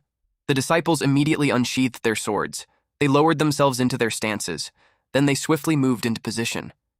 Manager Kim and Mak-ri were surrounded from every direction. One disciple released a wave of pink plum blossom energy. Mak-ri suddenly noticed something. A red tassel hung from every sword hilt. She realized that every one of them was a red plum blossom. The swordsman completely trapped Manager Kim and Mak-ri inside the plum blossom sword formation. Master Hyun Jung watched in silence. He found the situation regrettable. If only the white plum blossoms sent to the Martial Alliance were still there. The Plum Blossom Swordmasters were known throughout Jianghu as the greatest fighting force of the Manhwa sect. They were divided into 3 ranks: blue, red, and white. Among them, the white plum blossoms were the rare few who had reached the level of absolute swordmasters. But every white plum blossom was currently stationed at the Martial Alliance. Facing such a disaster in their absence weighed heavily on Taoist Master Hyun Jung's heart. A powerful vortex of pink chi and plum blossom petals formed around the courtyard. Manager Kim quietly chuckled. He remarked that things had just become a little more expensive. Master Hyun Jung shouted that even heavenly demon Weiji Cheon would retreat before the might of the plum blossom sword formation. He wanted to see if Manager Kim could maintain that arrogance after witnessing its true power. The Swordmasters launched their attack. The first form of the Plum Blossom Sword Formation, Plum Blossom Single Point, fired a massive burst of energy at Manager Kim. He remained perfectly calm as the attack closed in. At the final moment, he effortlessly knocked the energy aside. Then he released a powerful force that completely scattered the attack. The vortex of pink ki instantly disappeared. The tremendous force sent every disciple flying. They crashed across the stone courtyard. Manhwa's defeated swordsman coughed up blood before Master Hyun Jung. The sect leader gasped in horror. It should have been impossible. Manhwa's proudest joint sword formation, a technique created to face absolute masters like the Heavenly Demon, had been destroyed in a single instant. Master Hyunjung finally realized the truth. The man calling himself Manager Kim was the real deal. He desperately shouted for his disciples to stand and reform the formation. Master Hyunjung ordered them to use everything they had. If that bastard left Manhwa alive, their sect would have no future. The disciples desperately charged Manager Kim. Manager Kim smiled. Addressing Master Hyunjung as his valued client, he announced that from this moment forward, a surcharge would be added. A short while earlier, plum blossom petals had surrounded them as they climbed the mountain. Macri worked through several calculations on her abacus. She called out to Manager Kim and asked how much they planned to collect from Manhwa, including the principal and interest from the previous day's loans. Manager Kim calmly called her name. As they walked through the forest, he asked how much she believed a person's life was worth. Manager Kim suggested collecting around 100,000 taels of gold as compensation for attempted murder. Macri gasped. That amount was enough to purchase an entire mid-sized sect. Manager Kim jokingly suggested giving Manhwa a generous discount and lowering it to 10,000 taels of gold. Macri finally understood why he had wanted to visit Manhwa. She asked if this had been his plan from the very beginning. She guessed that Manhwa didn't possess that much money. Even if it did, would the sect truly hand it over? Manager Kim replied that if they lacked the money, the bank would simply collect payment in another form. Macri stared at him in shock. She wondered if he planned to drain their internal energy, just as he had done to Heavenly Demon Wijicheon. If they drained all of Manhwa's internal energy, they would become enemies of the entire Murim. Manager Kim then asked if she knew what Manhwa's greatest asset truly was. It wasn't their money or martial arts, it was something they had spent many years gathering. Time. Manager Kim added that they possessed something else as well, something that completely defied common sense. Back in the present, a massive vortex of glowing pink plum blossoms erupted across the courtyard. The swordsman unleashed the second form of the plum blossom sword formation, chaotic plum blossom dance. One disciple swung his sword and fired a beam of sword energy, but Manager Kim calmly dodged it. The attack tore through the courtyard as it surged forward. It continued across the sect grounds, destroying several nearby structures. Then it exploded into a giant blossom-shaped blast, shocking everyone nearby. Manager Kim swiftly avoided another powerful sword strike. He leaped over the next slash as the swordsman continued attacking. The surrounding disciples closed in and unleashed a storm of attacks, but Manager Kim effortlessly avoided every single one. The swordsmen surrounded him and thrust their blades forward at the same time. A massive vortex of pink sword energy erupted around them. The technique tore apart the surrounding area. Master Hyunjung watched in disbelief. Manager Kim was avoiding the chaotic plum blossom dance with ease. Master Hyunjung wondered if such movements could even belong to a human. He ordered the remaining disciples to join the battle and buy time until the technique was complete. Master Hyunjung commanded every Manhwa disciple to draw their sword and prepare to sacrifice their life. The disciples shouted and charged forward. Manager Kim calmly turned toward them. He raised his foot slightly. The moment he planted it against the ground, a powerful shockwave erupted beneath him and shattered the stone floor. The force launched every charging disciple into the air. They panicked as they were helplessly thrown across the sky. Manager Kim remained perfectly calm. He reached down. Then he picked up a piece of shattered stone. With a flick of his arm, he threw it forward with incredible force. The rock shot across the courtyard toward one disciple. The man gasped as the projectile closed in. It struck him directly in the face. The brutal impact shattered his teeth and sent blood spraying from his mouth. Then he crashed to the ground. Manager Kim began throwing more rocks at the disciples. The projectiles struck one man after another, knocking them away like flies. Macri watched the one-sided battle. Her eyes carefully followed Manager Kim's every movement. Soon, the entire group lay defeated, while Manager Kim stood calmly in the distance. Manager Kim remarked that Manhwa was no longer what it used to be if this was the best group it could send against him. Suddenly, he sensed a massive amount of energy gathering around him. The swordsman unleashed the third form of the plum blossom sword formation. Countless glowing petals descended from the sky as plum blossom starfall began. Manager Kim smirked, finally realizing that their attacks had only been meant to stall him. Even so, he calmly extended one hand. Yellow energy gathered around his palm. He slowly closed his hand. A glowing blade made of pure energy formed from his bare hand. Master Hyun-jung stared in horror. Manager Kim had created sword force without even holding a weapon. Our protagonist calmly took his stance. Then he swung the glowing blade. The slash cut the massive plum blossom starfall cleanly in half. Master Hyun-jung and Hyun-hyo watched in disbelief. The other sect members were equally stunned. Plum blossom starfall exploded as countless glowing petals scattered through the air. The ground cracked beneath Manager Kim's feet. He calmly closed his eyes as the petals rained around him. The technique completely dispersed, revealing the night sky once again. Then Manager Kim noticed something. Every Manhwa disciple surrounding him had collapsed. The fallen disciples groaned across the ground before Master Hyun-jung. The sect leader stared in horror. The entire plum blossom sword formation had been destroyed. He couldn't understand how Manager Kim's internal energy could be so deep. Manager Kim calmly dispersed the sword force around his hand. He stepped forward and announced that they could finally have a proper conversation. His approach made the elder flinch. Addressing Master Hyun-jung as a valued customer, Manager Kim asked if they should begin settling the account. Master Hyun-jung remained frozen in place. He silently stared at Manager Kim. The pressure bearing down on him became unbearable. Finally, Master Hyun-jung asked if he had made the wrong choice. Would things have ended differently if he had avoided the fight and simply handed Cheongsang over? Looking at his defeated disciples, he wondered if this disaster could have been avoided. Manager Kim released a quiet sigh. He admitted that perhaps it could have. However, both of them knew that Manhwa would never make such a choice, just like 30 years ago. Master Hyun-jung's eyes widened. He remembered that terrible day when the courtyard had been covered with the bodies of Manhwa's disciples. Master Hyun-jung was left speechless. He finally realized that the Continental Bank had targeted Manhwa from the beginning. Every event had been carefully planned. They had lent money to Cheongsang and buried him beneath an impossible debt. Then they used that debt as an excuse to enter Manhwa. Even the absurd demand for compensation had been intentional. It was all strategic groundwork meant to corner Manhwa and force the sect to draw its own sword. Master Hyun-jung let out a bitter laugh. From the beginning, Manhwa had never been given a correct choice. No matter what decision they made, everything was destined to end this way. Master Hyun-jung asked Manager Kim one final question. With his overwhelming strength, he could have simply climbed Manhwa and demanded whatever he wanted, so why had he gone through the trouble of using Cheongsang? Manager Kim quietly listened. His gaze turned cold.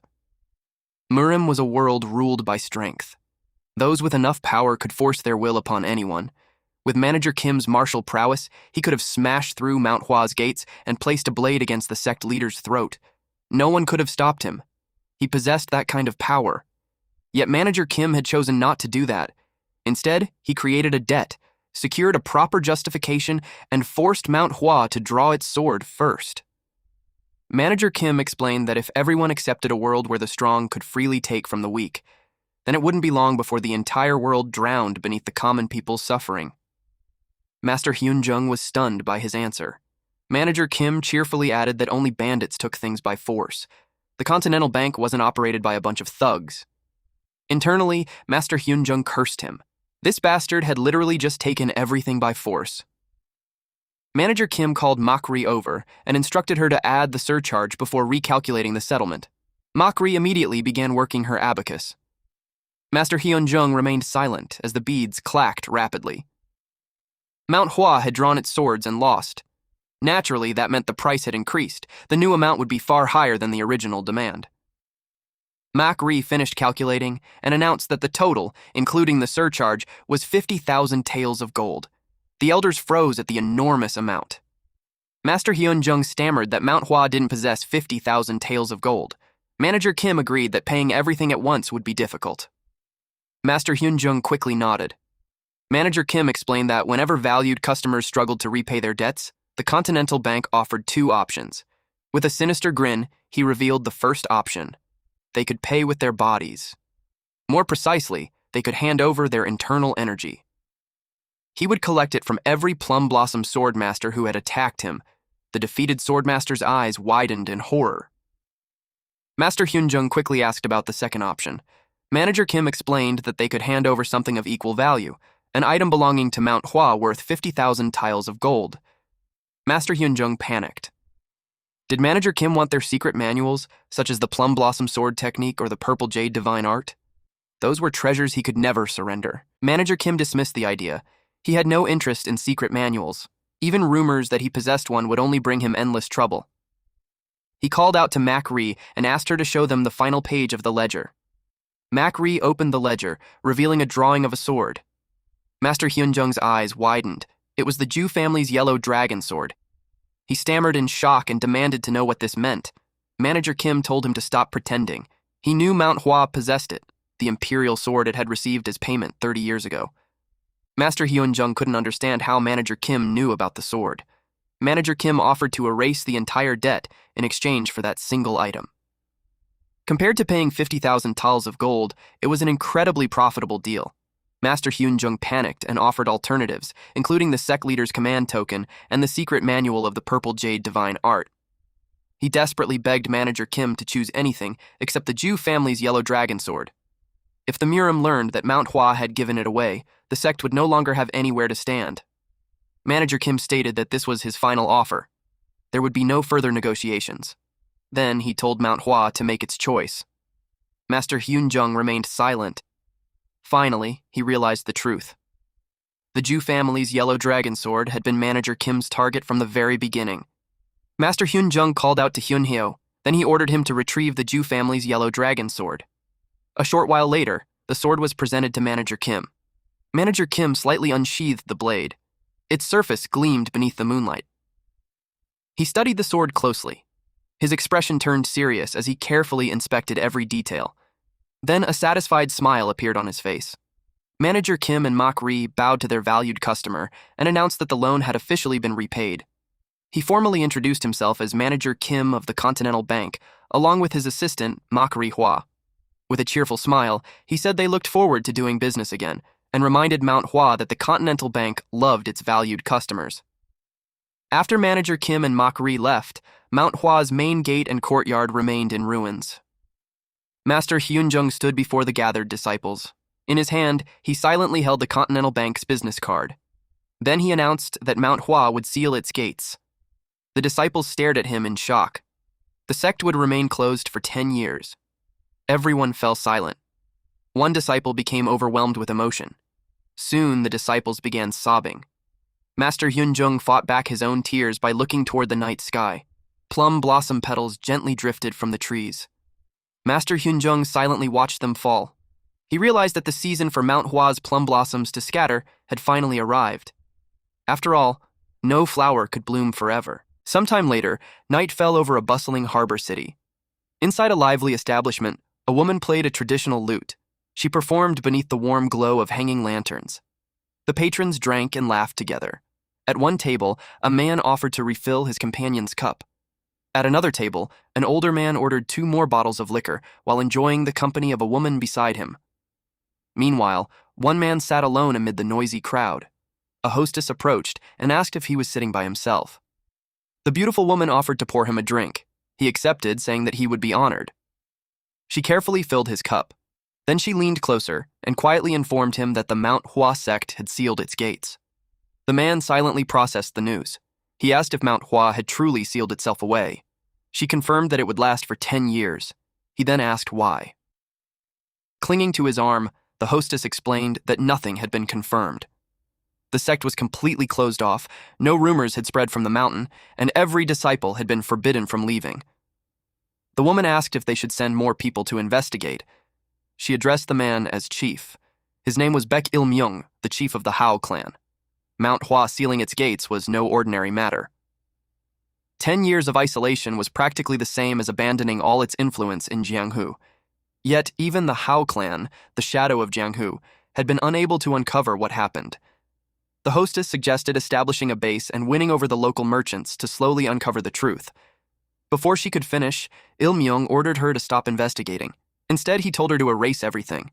Whatever happened at Manhwa that night could never be allowed to reach the Martial Alliance. The woman pointed out that such information would fetch a huge price. She admitted that she couldn't understand why he wanted it buried. Il-myung explained that some things were far more terrifying than money. He ordered her to stop asking questions and erase every trace. She understood. With their conversation finished, the hostess stood from the table. She bowed, excused herself, and wished him a wonderful evening. Then she walked away, leaving Il-myung alone. A smirk appeared on his face. He thought that Manager Kim was one crazy bastard. Il-myung had expected Manager Kim to cause trouble, but he never imagined the man would force Manhwa to seal its gates. As he raised his cup, his sleeve slid down. A deep scar was revealed across his wrist. Hao Clan Chief Baek Il-myung was more careful and sharp-minded than most. However, even he had made one terrible mistake in the past. His thoughts returned to the day he stood before a certain man. That man had subdued him by gripping his wrist with terrifying strength. Il-myung had once challenged an existence that should never be crossed. That encounter left him with the greatest lesson of his life, and a permanent scar on his wrist. Il-myung released a quiet sigh. He wondered if he should visit Manager Kim for the first time in years. After all, he was dying to learn exactly how that monster had forced the Manhwa sect to seal its gates. The next day, Ma-kri sat alone inside a quiet tea house. Tea and small refreshments covered her table. Continental Bank's Ma-kri Hua released a tired sigh. For the first time in ages, she could finally enjoy a peaceful day. Everything had been exhausting lately. First came the demonic cult, followed by the Manhwa sect. Manager Kim had disappeared early that morning after saying he had some business to handle. Ma-kri lifted her cup and enjoyed the rich aroma she had missed for so long. Then she took a sip. Suddenly, approaching footsteps echoed through the tea house. A group of men stopped behind her. One man greeted her and asked if such a beautiful woman was bored sitting alone. Ma-kri remained silent. Then she looked up and asked what he wanted. The man froze. His face turned red. She was even more beautiful up close. He invited her to join them, but Ma-kri immediately refused. She returned to her tea and completely ignored them, leaving an awkward silence around the table.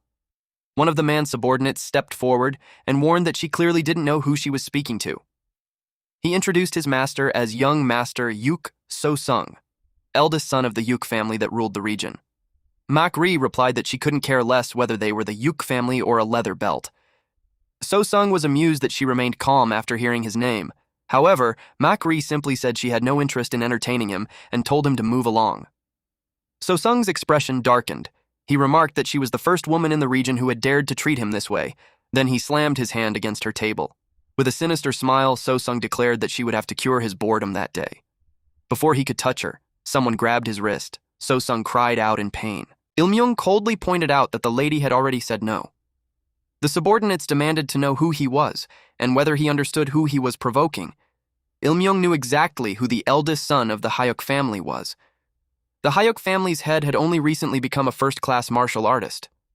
Most of their remaining fighters belonged to the second or third class, making them nothing more than a local martial clan. Il-myung calmly asked if anything he had said was wrong. So-sung realized that anyone who spoke to him so fearlessly had to possess powerful backing. Terrified, So-sung and his men retreated. Before fleeing, he shouted that Il-myung would pay for humiliating him. Il-myung pulled out a chair and sat across from Ma-kri. He greeted her warmly and said it had been a long time. Startled, Ma-kri asked if they knew each other. Il-myung realized that she wouldn't recognize him. He had heard so much about her that he had forgotten they had never actually met. Ma-kri wondered who this strange man was and why Manager Kim was always missing whenever she needed him. Il-myung addressed her as Ma-kri Hua, the second daughter of the Ma-kri clan. He continued listing details about her. She had joined the Continental Bank 1 year ago, and Manager Kim kept her close because she was sharp and skilled with numbers. She was currently traveling across the land, giving high-interest private loans to Murim martial artists. Recently, she had seized Heavenly Demon Ouija Cheon's internal energy and forced the Manhwa sect to seal its gates. Ma-kri became nervous. This man knew everything she had done, including where she slept and how many meals she had eaten. Ma-kri Hua demanded to know who he was. With a smile, the man introduced himself as Baek Il-myung, chief of the Hao clan. Ma-kri's eyes widened. She recalled that while the beggars sect watched the streets, the Hao clan spread its eyes and ears throughout the world's entertainment houses, brothels, and gambling dens. Ma-kri asked why the chief of the Hao clan had approached her. Il-myung replied that he didn't want anything from her. She remained skeptical. Internally, she wondered how someone could track her every move, appear before her, and then claim he wanted nothing. Il-myung snickered at her nervous reaction. Then he burst into laughter. He cheerfully revealed that he also worked for the Continental Bank, which made him her senior. Il-myung apologized for teasing her and warmly called her Junior Mac. Mak Rihua stared at him in complete confusion. She couldn't believe that the chief of the Hao clan was also working for the Continental Bank. Il-myung found her reaction so amusing that all his teasing felt worthwhile. His junior's expression had truly been priceless. Still stunned, Mak-ri asked if he was the one who gathered information on their targets and clients. Il-myung confirmed that he provided all their client intelligence. She asked if that included the Manhwa sect case. Il-myung revealed that he had informed them about Chung-sang's gambling addiction. Scouting potential clients was his department. He searched for people who desperately needed money and possessed an item Manager Kim wanted. Mak-ri finally understood how Manager Kim always found the perfect clients. There had been the heavenly demon who desperately needed money, and the Mount Hua disciple addicted to gambling, and even prestigious clans that had destroyed themselves while chasing empty ambitions. Il-myung quietly watched her process everything. Then he asked if she had any more questions. Since he had met such a cute junior, he offered to share everything he knew. Mak-ri thought carefully. She wanted to ask about Manager Kim's true identity. However, she knew Il-myung probably wouldn't give her a clear answer. Manager Kim had never been the type to share his secrets. Then another question came to mind. Mak-ri asked if Il-myung knew Manager Kim well. She wanted to know how Manager Kim had become so unbelievably strong, what had happened 30 years ago, and why he was doing this kind of work.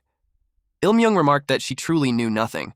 Still, that was understandable since Manager Kim rarely spoke about himself. He offered to reveal one secret, and Mak-ri eagerly agreed. Il-myung leaned closer and whispered that Manager Kim was actually...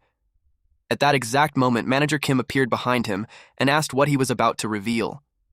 Il-myung immediately fell silent. He froze with a strained smile, then he nervously swallowed. Surprised, Il-myung quickly greeted Manager Kim and remarked that it had been a long time. He respectfully addressed him as Manager Kim.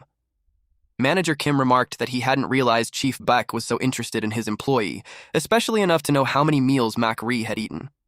Il-myung laughed awkwardly and explained that as a fellow employee of the Continental Bank, it was only natural for him to show some interest. Il-myung complained that Manager Kim's words hurt his feelings. Manager Kim told him to cut the nonsense, since anyone listening might think he had forced Il-myung to work for free. Il-myung quickly replied that earning Manager Kim's recognition was worth far more than a few coins. Putting that aside, Manager Kim pointed out that other factions would soon begin moving now that Mount Hua had sealed its gates. Baek Il-myung reported that no faction had acted yet because the Hao clan was currently suppressing the rumors. Manager Kim ordered him to stop suppressing them. Il-myung stared at him in confusion. Instead, he wanted Il-myung to spread the rumors. Mount Hua sealing its gates was a major event that would shake the entire Murim. Every faction would desperately try to uncover the reason behind it. Spreading the story would obviously create trouble. Yet Manager Kim was ordering him to do it anyway. Then Il-myung realized something. He suddenly burst into laughter. Il-myung called Manager Kim a truly terrifying man and asked how he somehow became even more frightening with each passing day. Though his words sounded like a playful joke, they carried both terror and awe. Manager Kim was, without question, a frightening man. Il-myung realized that he planned to use Mount Hua's downfall as bait to lure out an even bigger catch. Only someone with absolute confidence could create such a plan. And the Manager Kim that Baek Il-myung knew had more than earned the right to possess that confidence. Il-myung was certain. This man intended to collect the debts of the entire Murium. Meanwhile, at the Mount Hua sect, a crowd had gathered outside the main gates. However, the guards ordered everyone to leave. With sad expressions, they announced that Mount Hua was closed. Although the gates were tightly sealed, visitors continued climbing the mountain. The people had come to confirm the rumors. Now that they had seen the closed gates themselves, they could hardly believe it. The crowd included martial artists searching for the reason behind the closure, and idle onlookers hoping to witness Mount Hua's downfall. But in the end, everyone was forced to turn back before the sealed gates. One guard sighed and muttered that even a beggar had come this time. The other explained to the old man that Mount Hua had sealed its gates. Normally, they would gladly offer him some alms, but things were difficult right now. The beggar quietly confirmed that the gates had truly been sealed. Then he walked away. The guards silently watched him leave. The old beggar had now confirmed that the rumors were true. Back at the tea house, Manager Kim asked Il-myung how things were at the main branch and whether there had been any problems. Ilmyung asked if their newbie, Lady Makri, had never visited. He teasingly boasted that he had already been to the main branch himself. Makri immediately pouted. She complained to Manager Kim about Ilmyung's teasing. Manager Kim then brought up the main branch. He asked if she wanted to visit it. Makri eagerly replied that she did. Manager Kim told Chief Beck to prepare since the three of them would go together. Ilmyung agreed, while Makri celebrated the news. Later that night, inside Manhwa, Hyunjung sat alone inside his room. He was lost in deep thought. He wondered how such a disaster had happened again during his time as sect leader. Master Hyunjung didn't possess martial arts that surpassed everyone else. However, he was more virtuous than most, and loved Manhwa more deeply than anyone. His thoughts returned to the past. Vowing that such a disaster would never happen again, he had worked tirelessly to build the Manhwa of today. But before the Continental Bank, everything he had built was nothing more than a candle flickering in the wind. Hyunjung watched the steady flame before him suddenly tremble. At that moment, someone appeared inside the room, startling him. The visitor remarked that it had been a long time, yet Manhwa looked rather pathetic. The old man greeted Hyunjung and remarked that they hadn't seen each other in years. Hyunjung respectfully greeted the drunken beggar. The old beggar clicked his tongue. Manhwa hadn't spared him a single coin during the day, yet Hyunjung finally acknowledged him now that night had fallen. Hyunjung apologized and explained that the sect's gates were closed. Then he asked what had brought the drunken beggar all the way to Manhwa. The old man replied that the great Manhwa sect sealing its gates for 10 years was no ordinary matter.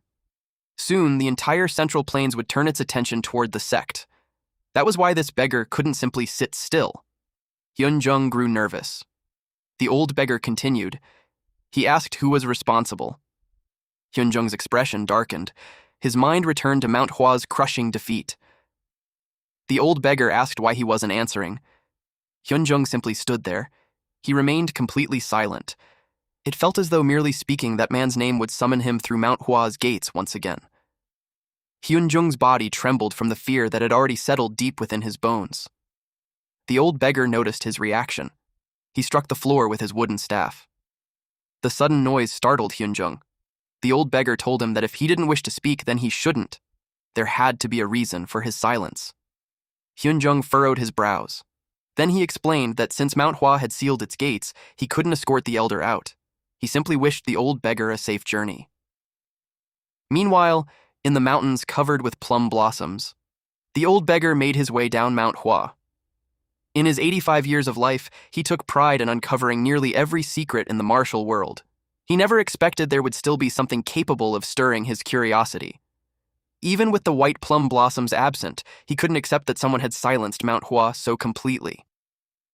He called for the dog-beating squad to reveal themselves. Figures immediately rushed through the forest. They moved at incredible speed.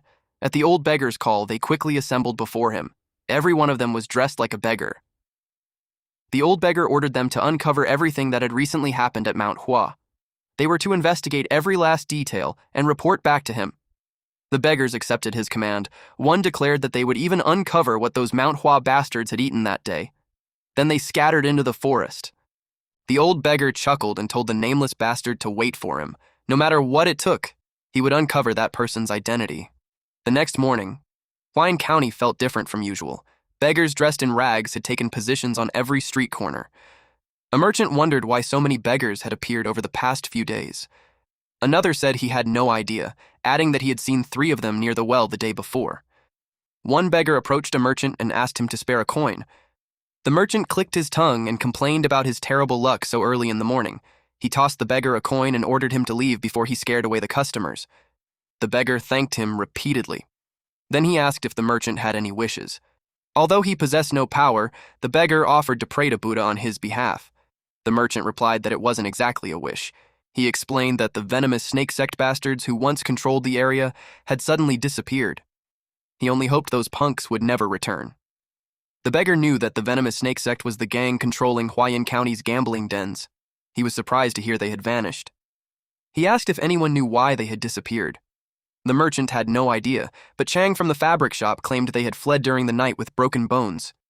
This was exactly the clue the beggar needed. A major event always left signs behind. He suspected that the venomous snake sect's disappearance was connected to Manhwa. The beggar thanked him and promised to pray that the venomous snake sect would never return. Then he hurried away. The moment he disappeared, a woman approached the merchant. She was a beautiful young lady. In fact, she was the same woman who had reported to Il-myung at the tavern. She asked the merchant if the beggars had taken the bait. He confirmed that they had successfully leaked the story about the venomous snake sect. The woman chuckled. The beggars sect believed it controlled all information across the martial world. But the true flow of information belonged to the Hao clan, which operated from the very bottom of the martial world. Those beggars would soon learn that lesson. She intended to show them which group truly ruled the shadows, the Hao clan or the beggars sect. Later that evening, the beggars surrounded two injured men. One beggar reported that while the venomous snake sect had supposedly fled during the night, these two had remained in the area the entire time. The battered men begged for mercy and claimed they knew nothing. The beggar asked why they hadn't escaped when even their leader had fled. One man explained that they had nowhere else to go. They had been born and raised there, so where else could they possibly run? The beggar demanded to know who had destroyed the venomous snake sect. The frightened man revealed that there had been two people, a man and a woman. He added that the pair carried a massive fortune. They were now heading towards Xiangzhou. The elder of the beggars sect silently watched them. He fell into deep thought. A man and woman traveling with a fortune didn't seem connected to Manhwa sealing its gates. However, they had definitely visited Manhwa. Immediately afterward, the sect shut itself away. The timing was far too perfect to be a coincidence. The pair had forced Manhwa into silence, crushed the venomous snake sect without leaving a trace, and now wandered the martial world with mountains of gold. To the old beggar, there could be no more tempting prey. He ordered the dog-beating squad to head for Xiangzhou immediately and track them down. One beggar asked what the honorable elder planned to do and whether he would join them. The old beggar asked what level of master could force Manhwa to seal its gates. One of the beggars answered that it would require someone like the Murim Alliance leader or the Heavenly Demon. The elder pointed out that even without the white plum blossoms, Manhwa's plum blossom sword formation was no joke. Even the Heavenly Demon or the Alliance leader would have struggled against it. That meant they needed to prepare hounds of the same caliber. The beggars were stunned by his words. The elder slowly walked away. In his mind, he issued a warning to whoever had swallowed Manhwa whole. This time, the old beggar would be the one to tear them apart. Elsewhere, a carriage traveled along a quiet mountain road. It rolled forward smoothly. The group continued at a calm pace. However, inside the carriage, Mak-ri could barely contain her excitement. She asked Il-myung how large the Continental Bank's main branch was and whether many people worked there. Then she asked if there were other employees besides the department head and how many employees the bank had in total. Her questions came so quickly that Il-myung told her to breathe. His ears were about to fall off. Mak-ri admitted that she couldn't even imagine the place. Until now, she had thought the Continental Bank was merely a name. Manager Kim told her that she would find out once they arrived, so she should quiet down. She wasn't a child anymore. Mak-ri pouted, calling him mean and accusing him of being an evil boss. Il-myung couldn't believe she could say such things without fear. But then, our MC turned and looked out the window. His expression became thoughtful. Then he silently began counting. He was counting the people hiding throughout the forest. There were 10 in total. Manager Kim realized that the beggars sect's dog-beating squad was following them. Suddenly, Mak-ri noticed something and invited him to look outside. It was a dumpling shop. She eagerly asked if they could stop and eat some. Manager Kim remarked that she truly lived a carefree life. Mak-ri stared at him in confusion. He dismissed it and told her to enjoy herself. Mak-ri immediately climbed out of the carriage. She called to the shopkeeper and asked if they sold both meat and vegetable dumplings. When he confirmed it, she asked which tasted better. Naturally, the shopkeeper claimed that both were delicious. Then, Il-myung quietly asked Manager Kim if he had noticed their followers. Manager Kim replied that the sour smell stinging his nose could only belong to beggars from the beggars sect. Il-myung asked what they should do. Manager Kim answered that they needed to lay the bait properly so their paths wouldn't cross by accident. Manager Kim approached Mak-ri as she waited for the dumplings.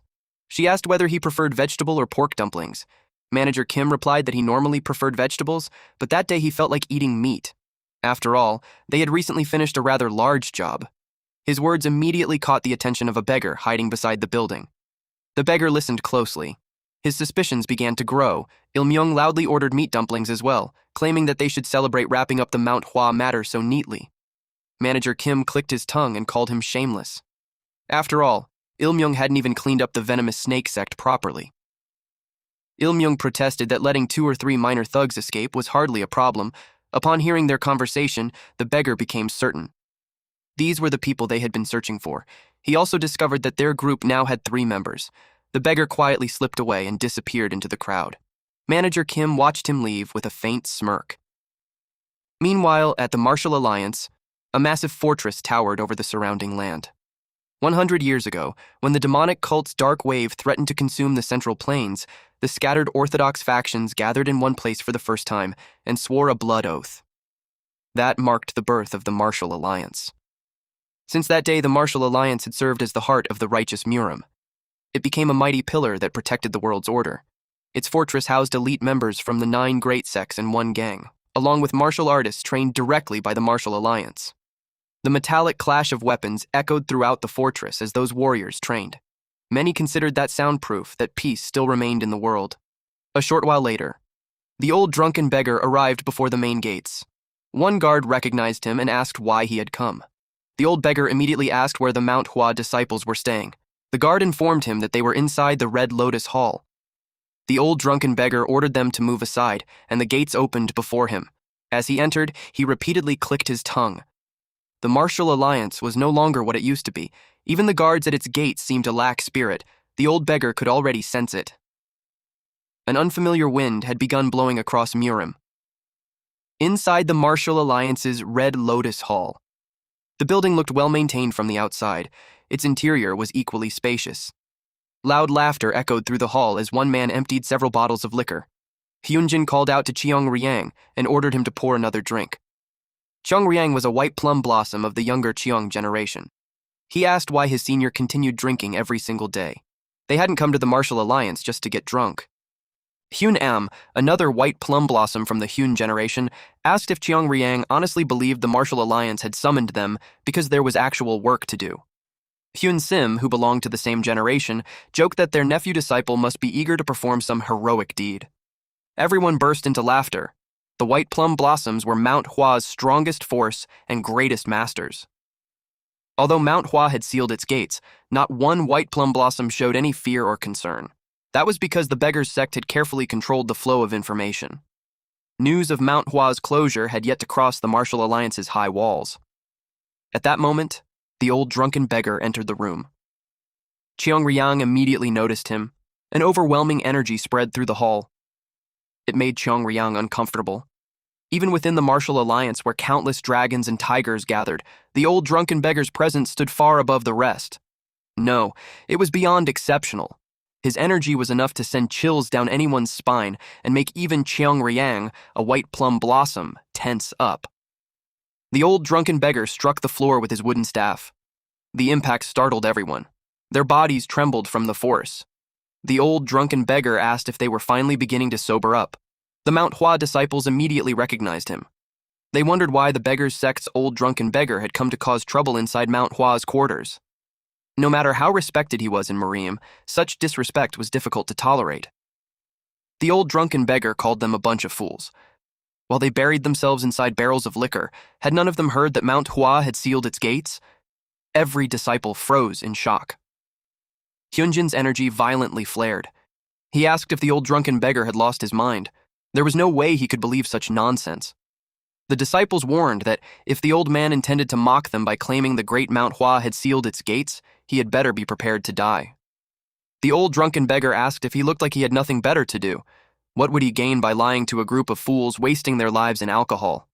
He called them idiots once more and turned to leave. However, Hyunjin ordered him to wait. The old beggar stopped in his tracks. He glanced back at the group, then he waited for them to speak. They all looked completely sober now.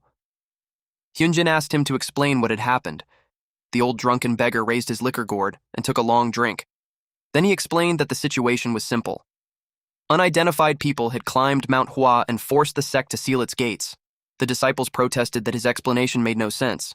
Hyunjin pointed out that even without them, Manhwa still had the plum blossom sword formation. With the red plum blossoms controlling it, even a great master would struggle to break through. The old drunken beggar told them they were stating the obvious. If Manhwa had sealed its gates, then naturally, the plum blossom sword formation had been defeated. The disciples asked why such important news hadn't reached the Martial Alliance. If Manhwa had truly sealed itself away, rumors should have spread faster than wildfire. The old drunken beggar clicked his tongue and asked if people powerful enough to defeat Manhwa couldn't also control one piece of information. It was a complete lie. The person preventing the rumors from entering the Martial Alliance was none other than the old drunken beggar himself. Rumors about Manhwa had already begun spreading throughout Huayin County. However, the old man had ordered the beggar's sect to stop that information from reaching the Martial Alliance. He quietly chuckled and remarked that the situation was better this way. Before anyone else could reach the culprits, Manhwa's white plum blossoms now had their chance. Deep inside, the old drunken beggar planned to use these swordmasters as his own hands and feet. Hyunjin gritted his teeth. The Manhwa disciples demanded that the old drunken beggar reveal the culprits' names immediately. Hyunjin vowed that he would personally hunt them down and take their heads. The old drunken beggar calmly drank from his gourd. Internally, he celebrated. Hyunjin had taken the bait, but then Cheong Riang firmly refused. He stated that they couldn't do such a thing. Everyone turned toward him in surprise. If Manhwa had sealed its gates, then its disciples had to return immediately and remain inside the sect. If disciples of a sealed sect were caught fighting outside, the entire Jianghu would condemn Manhwa. Hyunjin fell into thought. The old drunken beggar chuckled. Manhwa's honor had already been dragged through the mud, yet these grown men were being told to tuck their tails between their legs and hide in the mountains. He added that even with the sect's gates sealed, there was still a way for them to take revenge. His words caught the attention of every Manhwa disciple. Hyunjin became curious. Then the old drunken beggar revealed his plan. Meanwhile, in a nearby town, a woman walked through the streets selling fresh fruit. She called out to the passing crowds, inviting them to purchase some. From inside the carriage, Il-myung called her over. He remarked that her fruit looked delicious and asked how much it cost. The woman laughed at him for calling her a lady and insisted that she was merely an old woman. Il-myung replied that she looked fresher than the fruit she was selling. The woman laughed, accusing him of trying to flatter her into giving him a better deal. Il-myung asked if she would include an extra fruit if his flattery worked. The woman happily agreed and promised to give him the largest one. Back inside the carriage, Il-myung searched through the fruit while Mak-ri slept nearby. Hidden beneath the fruit was a small note. Il-myung pulled it out. Then he read the message. He informed Manager Kim that the old drunken beggar had entered the Martial Alliance. There was a chance that news of Manhwa sealing its gates had already reached them. Manager Kim replied that the old drunken beggar would never freely give that information to the Martial Alliance. He was far too greedy. In fact, the old man's intentions were so obvious that Manager Kim almost admired them. He planned to use the white plum blossoms as his hunting dogs. Il-myung assumed the white plum blossoms would return to Manhwa after learning that the sect had sealed its gates. However, Manager Kim was certain that they wouldn't. Instead, they would come to kill them. Il-myung was surprised. If disciples from a sealed sect acted outside, Manhwa's honor would be completely destroyed. Manager Kim explained that the old drunken beggar still had one final card to play. In fact, he was certain that the old man had already offered it to the white plum blossoms. That final card was expulsion. Back at the Martial Alliance, the old drunken beggar explained that if the white plum blossoms left the sect willingly, their personal honor would be ruined, but Manhwa's honor would remain untouched. All they had to do was tear the plum blossom emblems from their robes and leave the sect themselves. Yunjin's expression tightened. The old drunken beggar tempted them with the chance to take revenge. Cheong Ryang shouted that such a choice was impossible. The old beggar replied that if they disliked his suggestion, they could crawl back to Manhwa and hide behind its sealed gates. They could forget about revenge and spend the next 10 years drowning in their defeat. Hyunjin silently weighed both choices. Leaving the sect he had served his entire life was no simple decision. Back inside the carriage, Il-myung bit into an apple. He remarked that it was an incredibly cruel choice. Being expelled from the sect they had devoted their lives to was no small matter. He wondered if the white plum blossoms would truly accept it. Manager Kim remained silent. Then he calmly stated that they would. At that exact moment, Hyunjin tightly gripped his robe. Then he tore the plum blossom emblem from his chest. Manager Kim was certain. After all, Manhwa had always been that way. Back at the Martial Alliance, the old drunken beggar watched Hyunjin's decision. A satisfied smile spread across his face. Hyunjin demanded an answer. He wanted to know where the culprits were. Several days later, at dusk, the setting sun painted a massive city orange. This was Hangzhou, a great commercial city located several days away from Huayin County. The Yellow River flowed beside the city, allowing countless ships carrying silk and spices to come and go. Flags belonging to countless inns fluttered along every street. Since the city's lights remained lit even late at night, people called it the city that never sleeps. As their carriage approached the entrance, Makri stared in wonder at the famous city of Hangzhou. It was her first time there, and she couldn't stop admiring its beauty. She could hardly believe that the Continental Bank's headquarters stood in such an incredible place.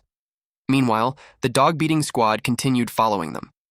One beggar complained that any normal carriage would have reached Hangzhou long ago, while those idiots moved like snails.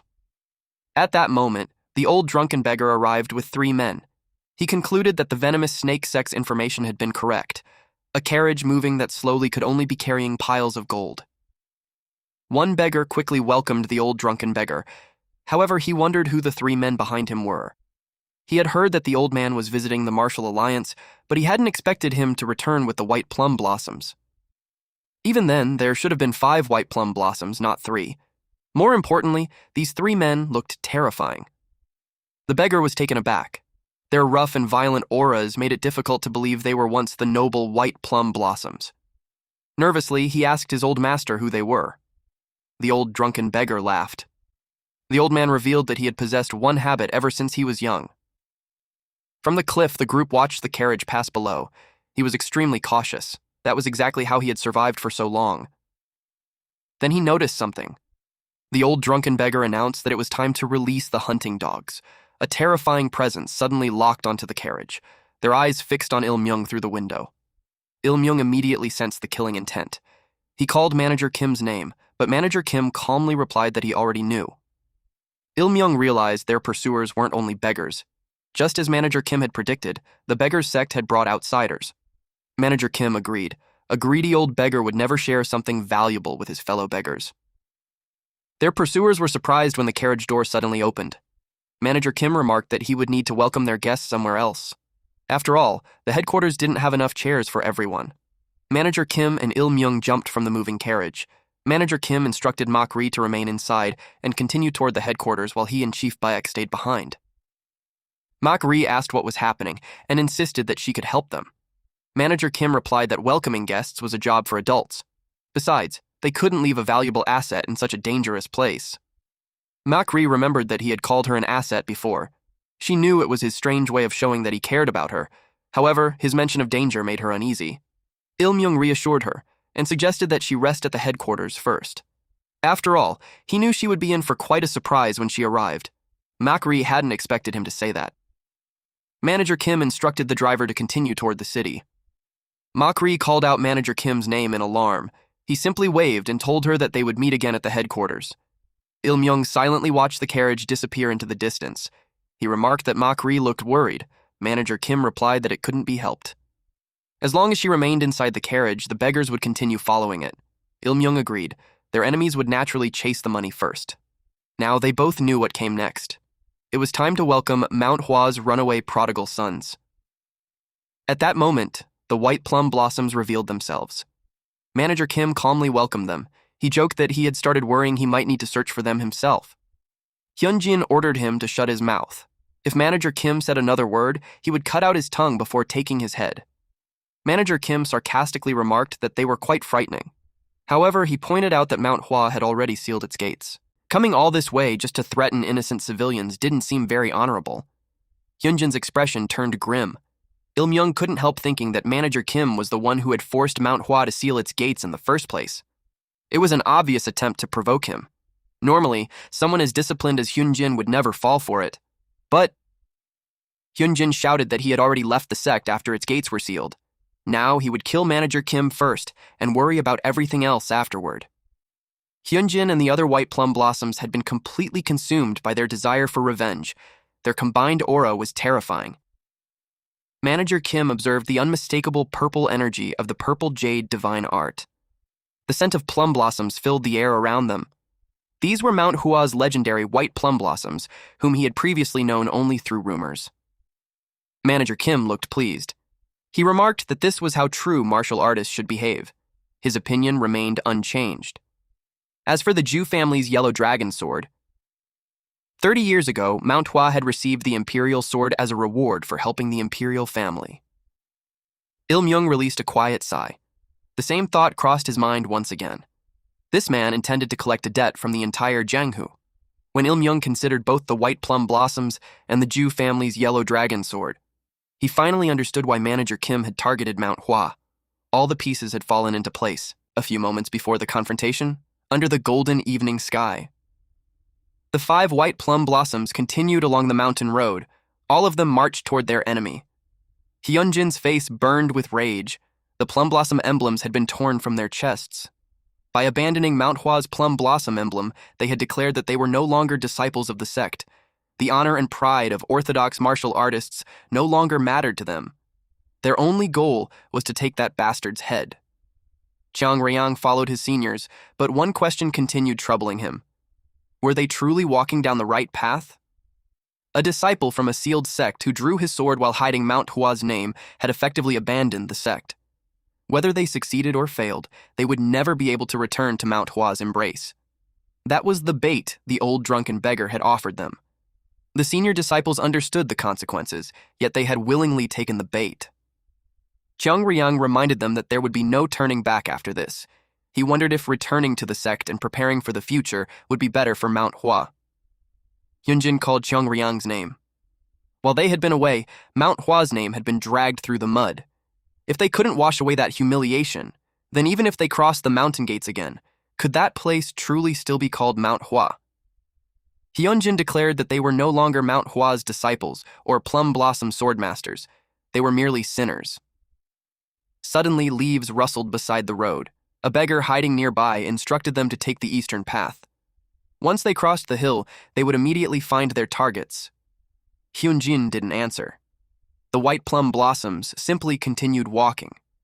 Chiang Ryang warned his senior that the beggar's sect's reason for helping them was clearly suspicious. Hyunjin replied that he already knew. The old drunken beggar was most likely using them as hunting dogs. However, as long as they could kill that bastard, it didn't matter whether they were hunting dogs or stray dogs. The sun continued setting. Then they finally arrived. Manager Kim stood before them. Chiang Ryang quietly studied the man. Was this truly the culprit? Something felt strange. Among the enraged seniors of the Hyun generation, Chiang Ryang alone sensed that something was wrong. The surroundings felt far too peaceful. Even with dozens of beggars following him and 5 white plum blossoms hunting him with drawn swords, Manager Kim stood calmly in the middle of the road.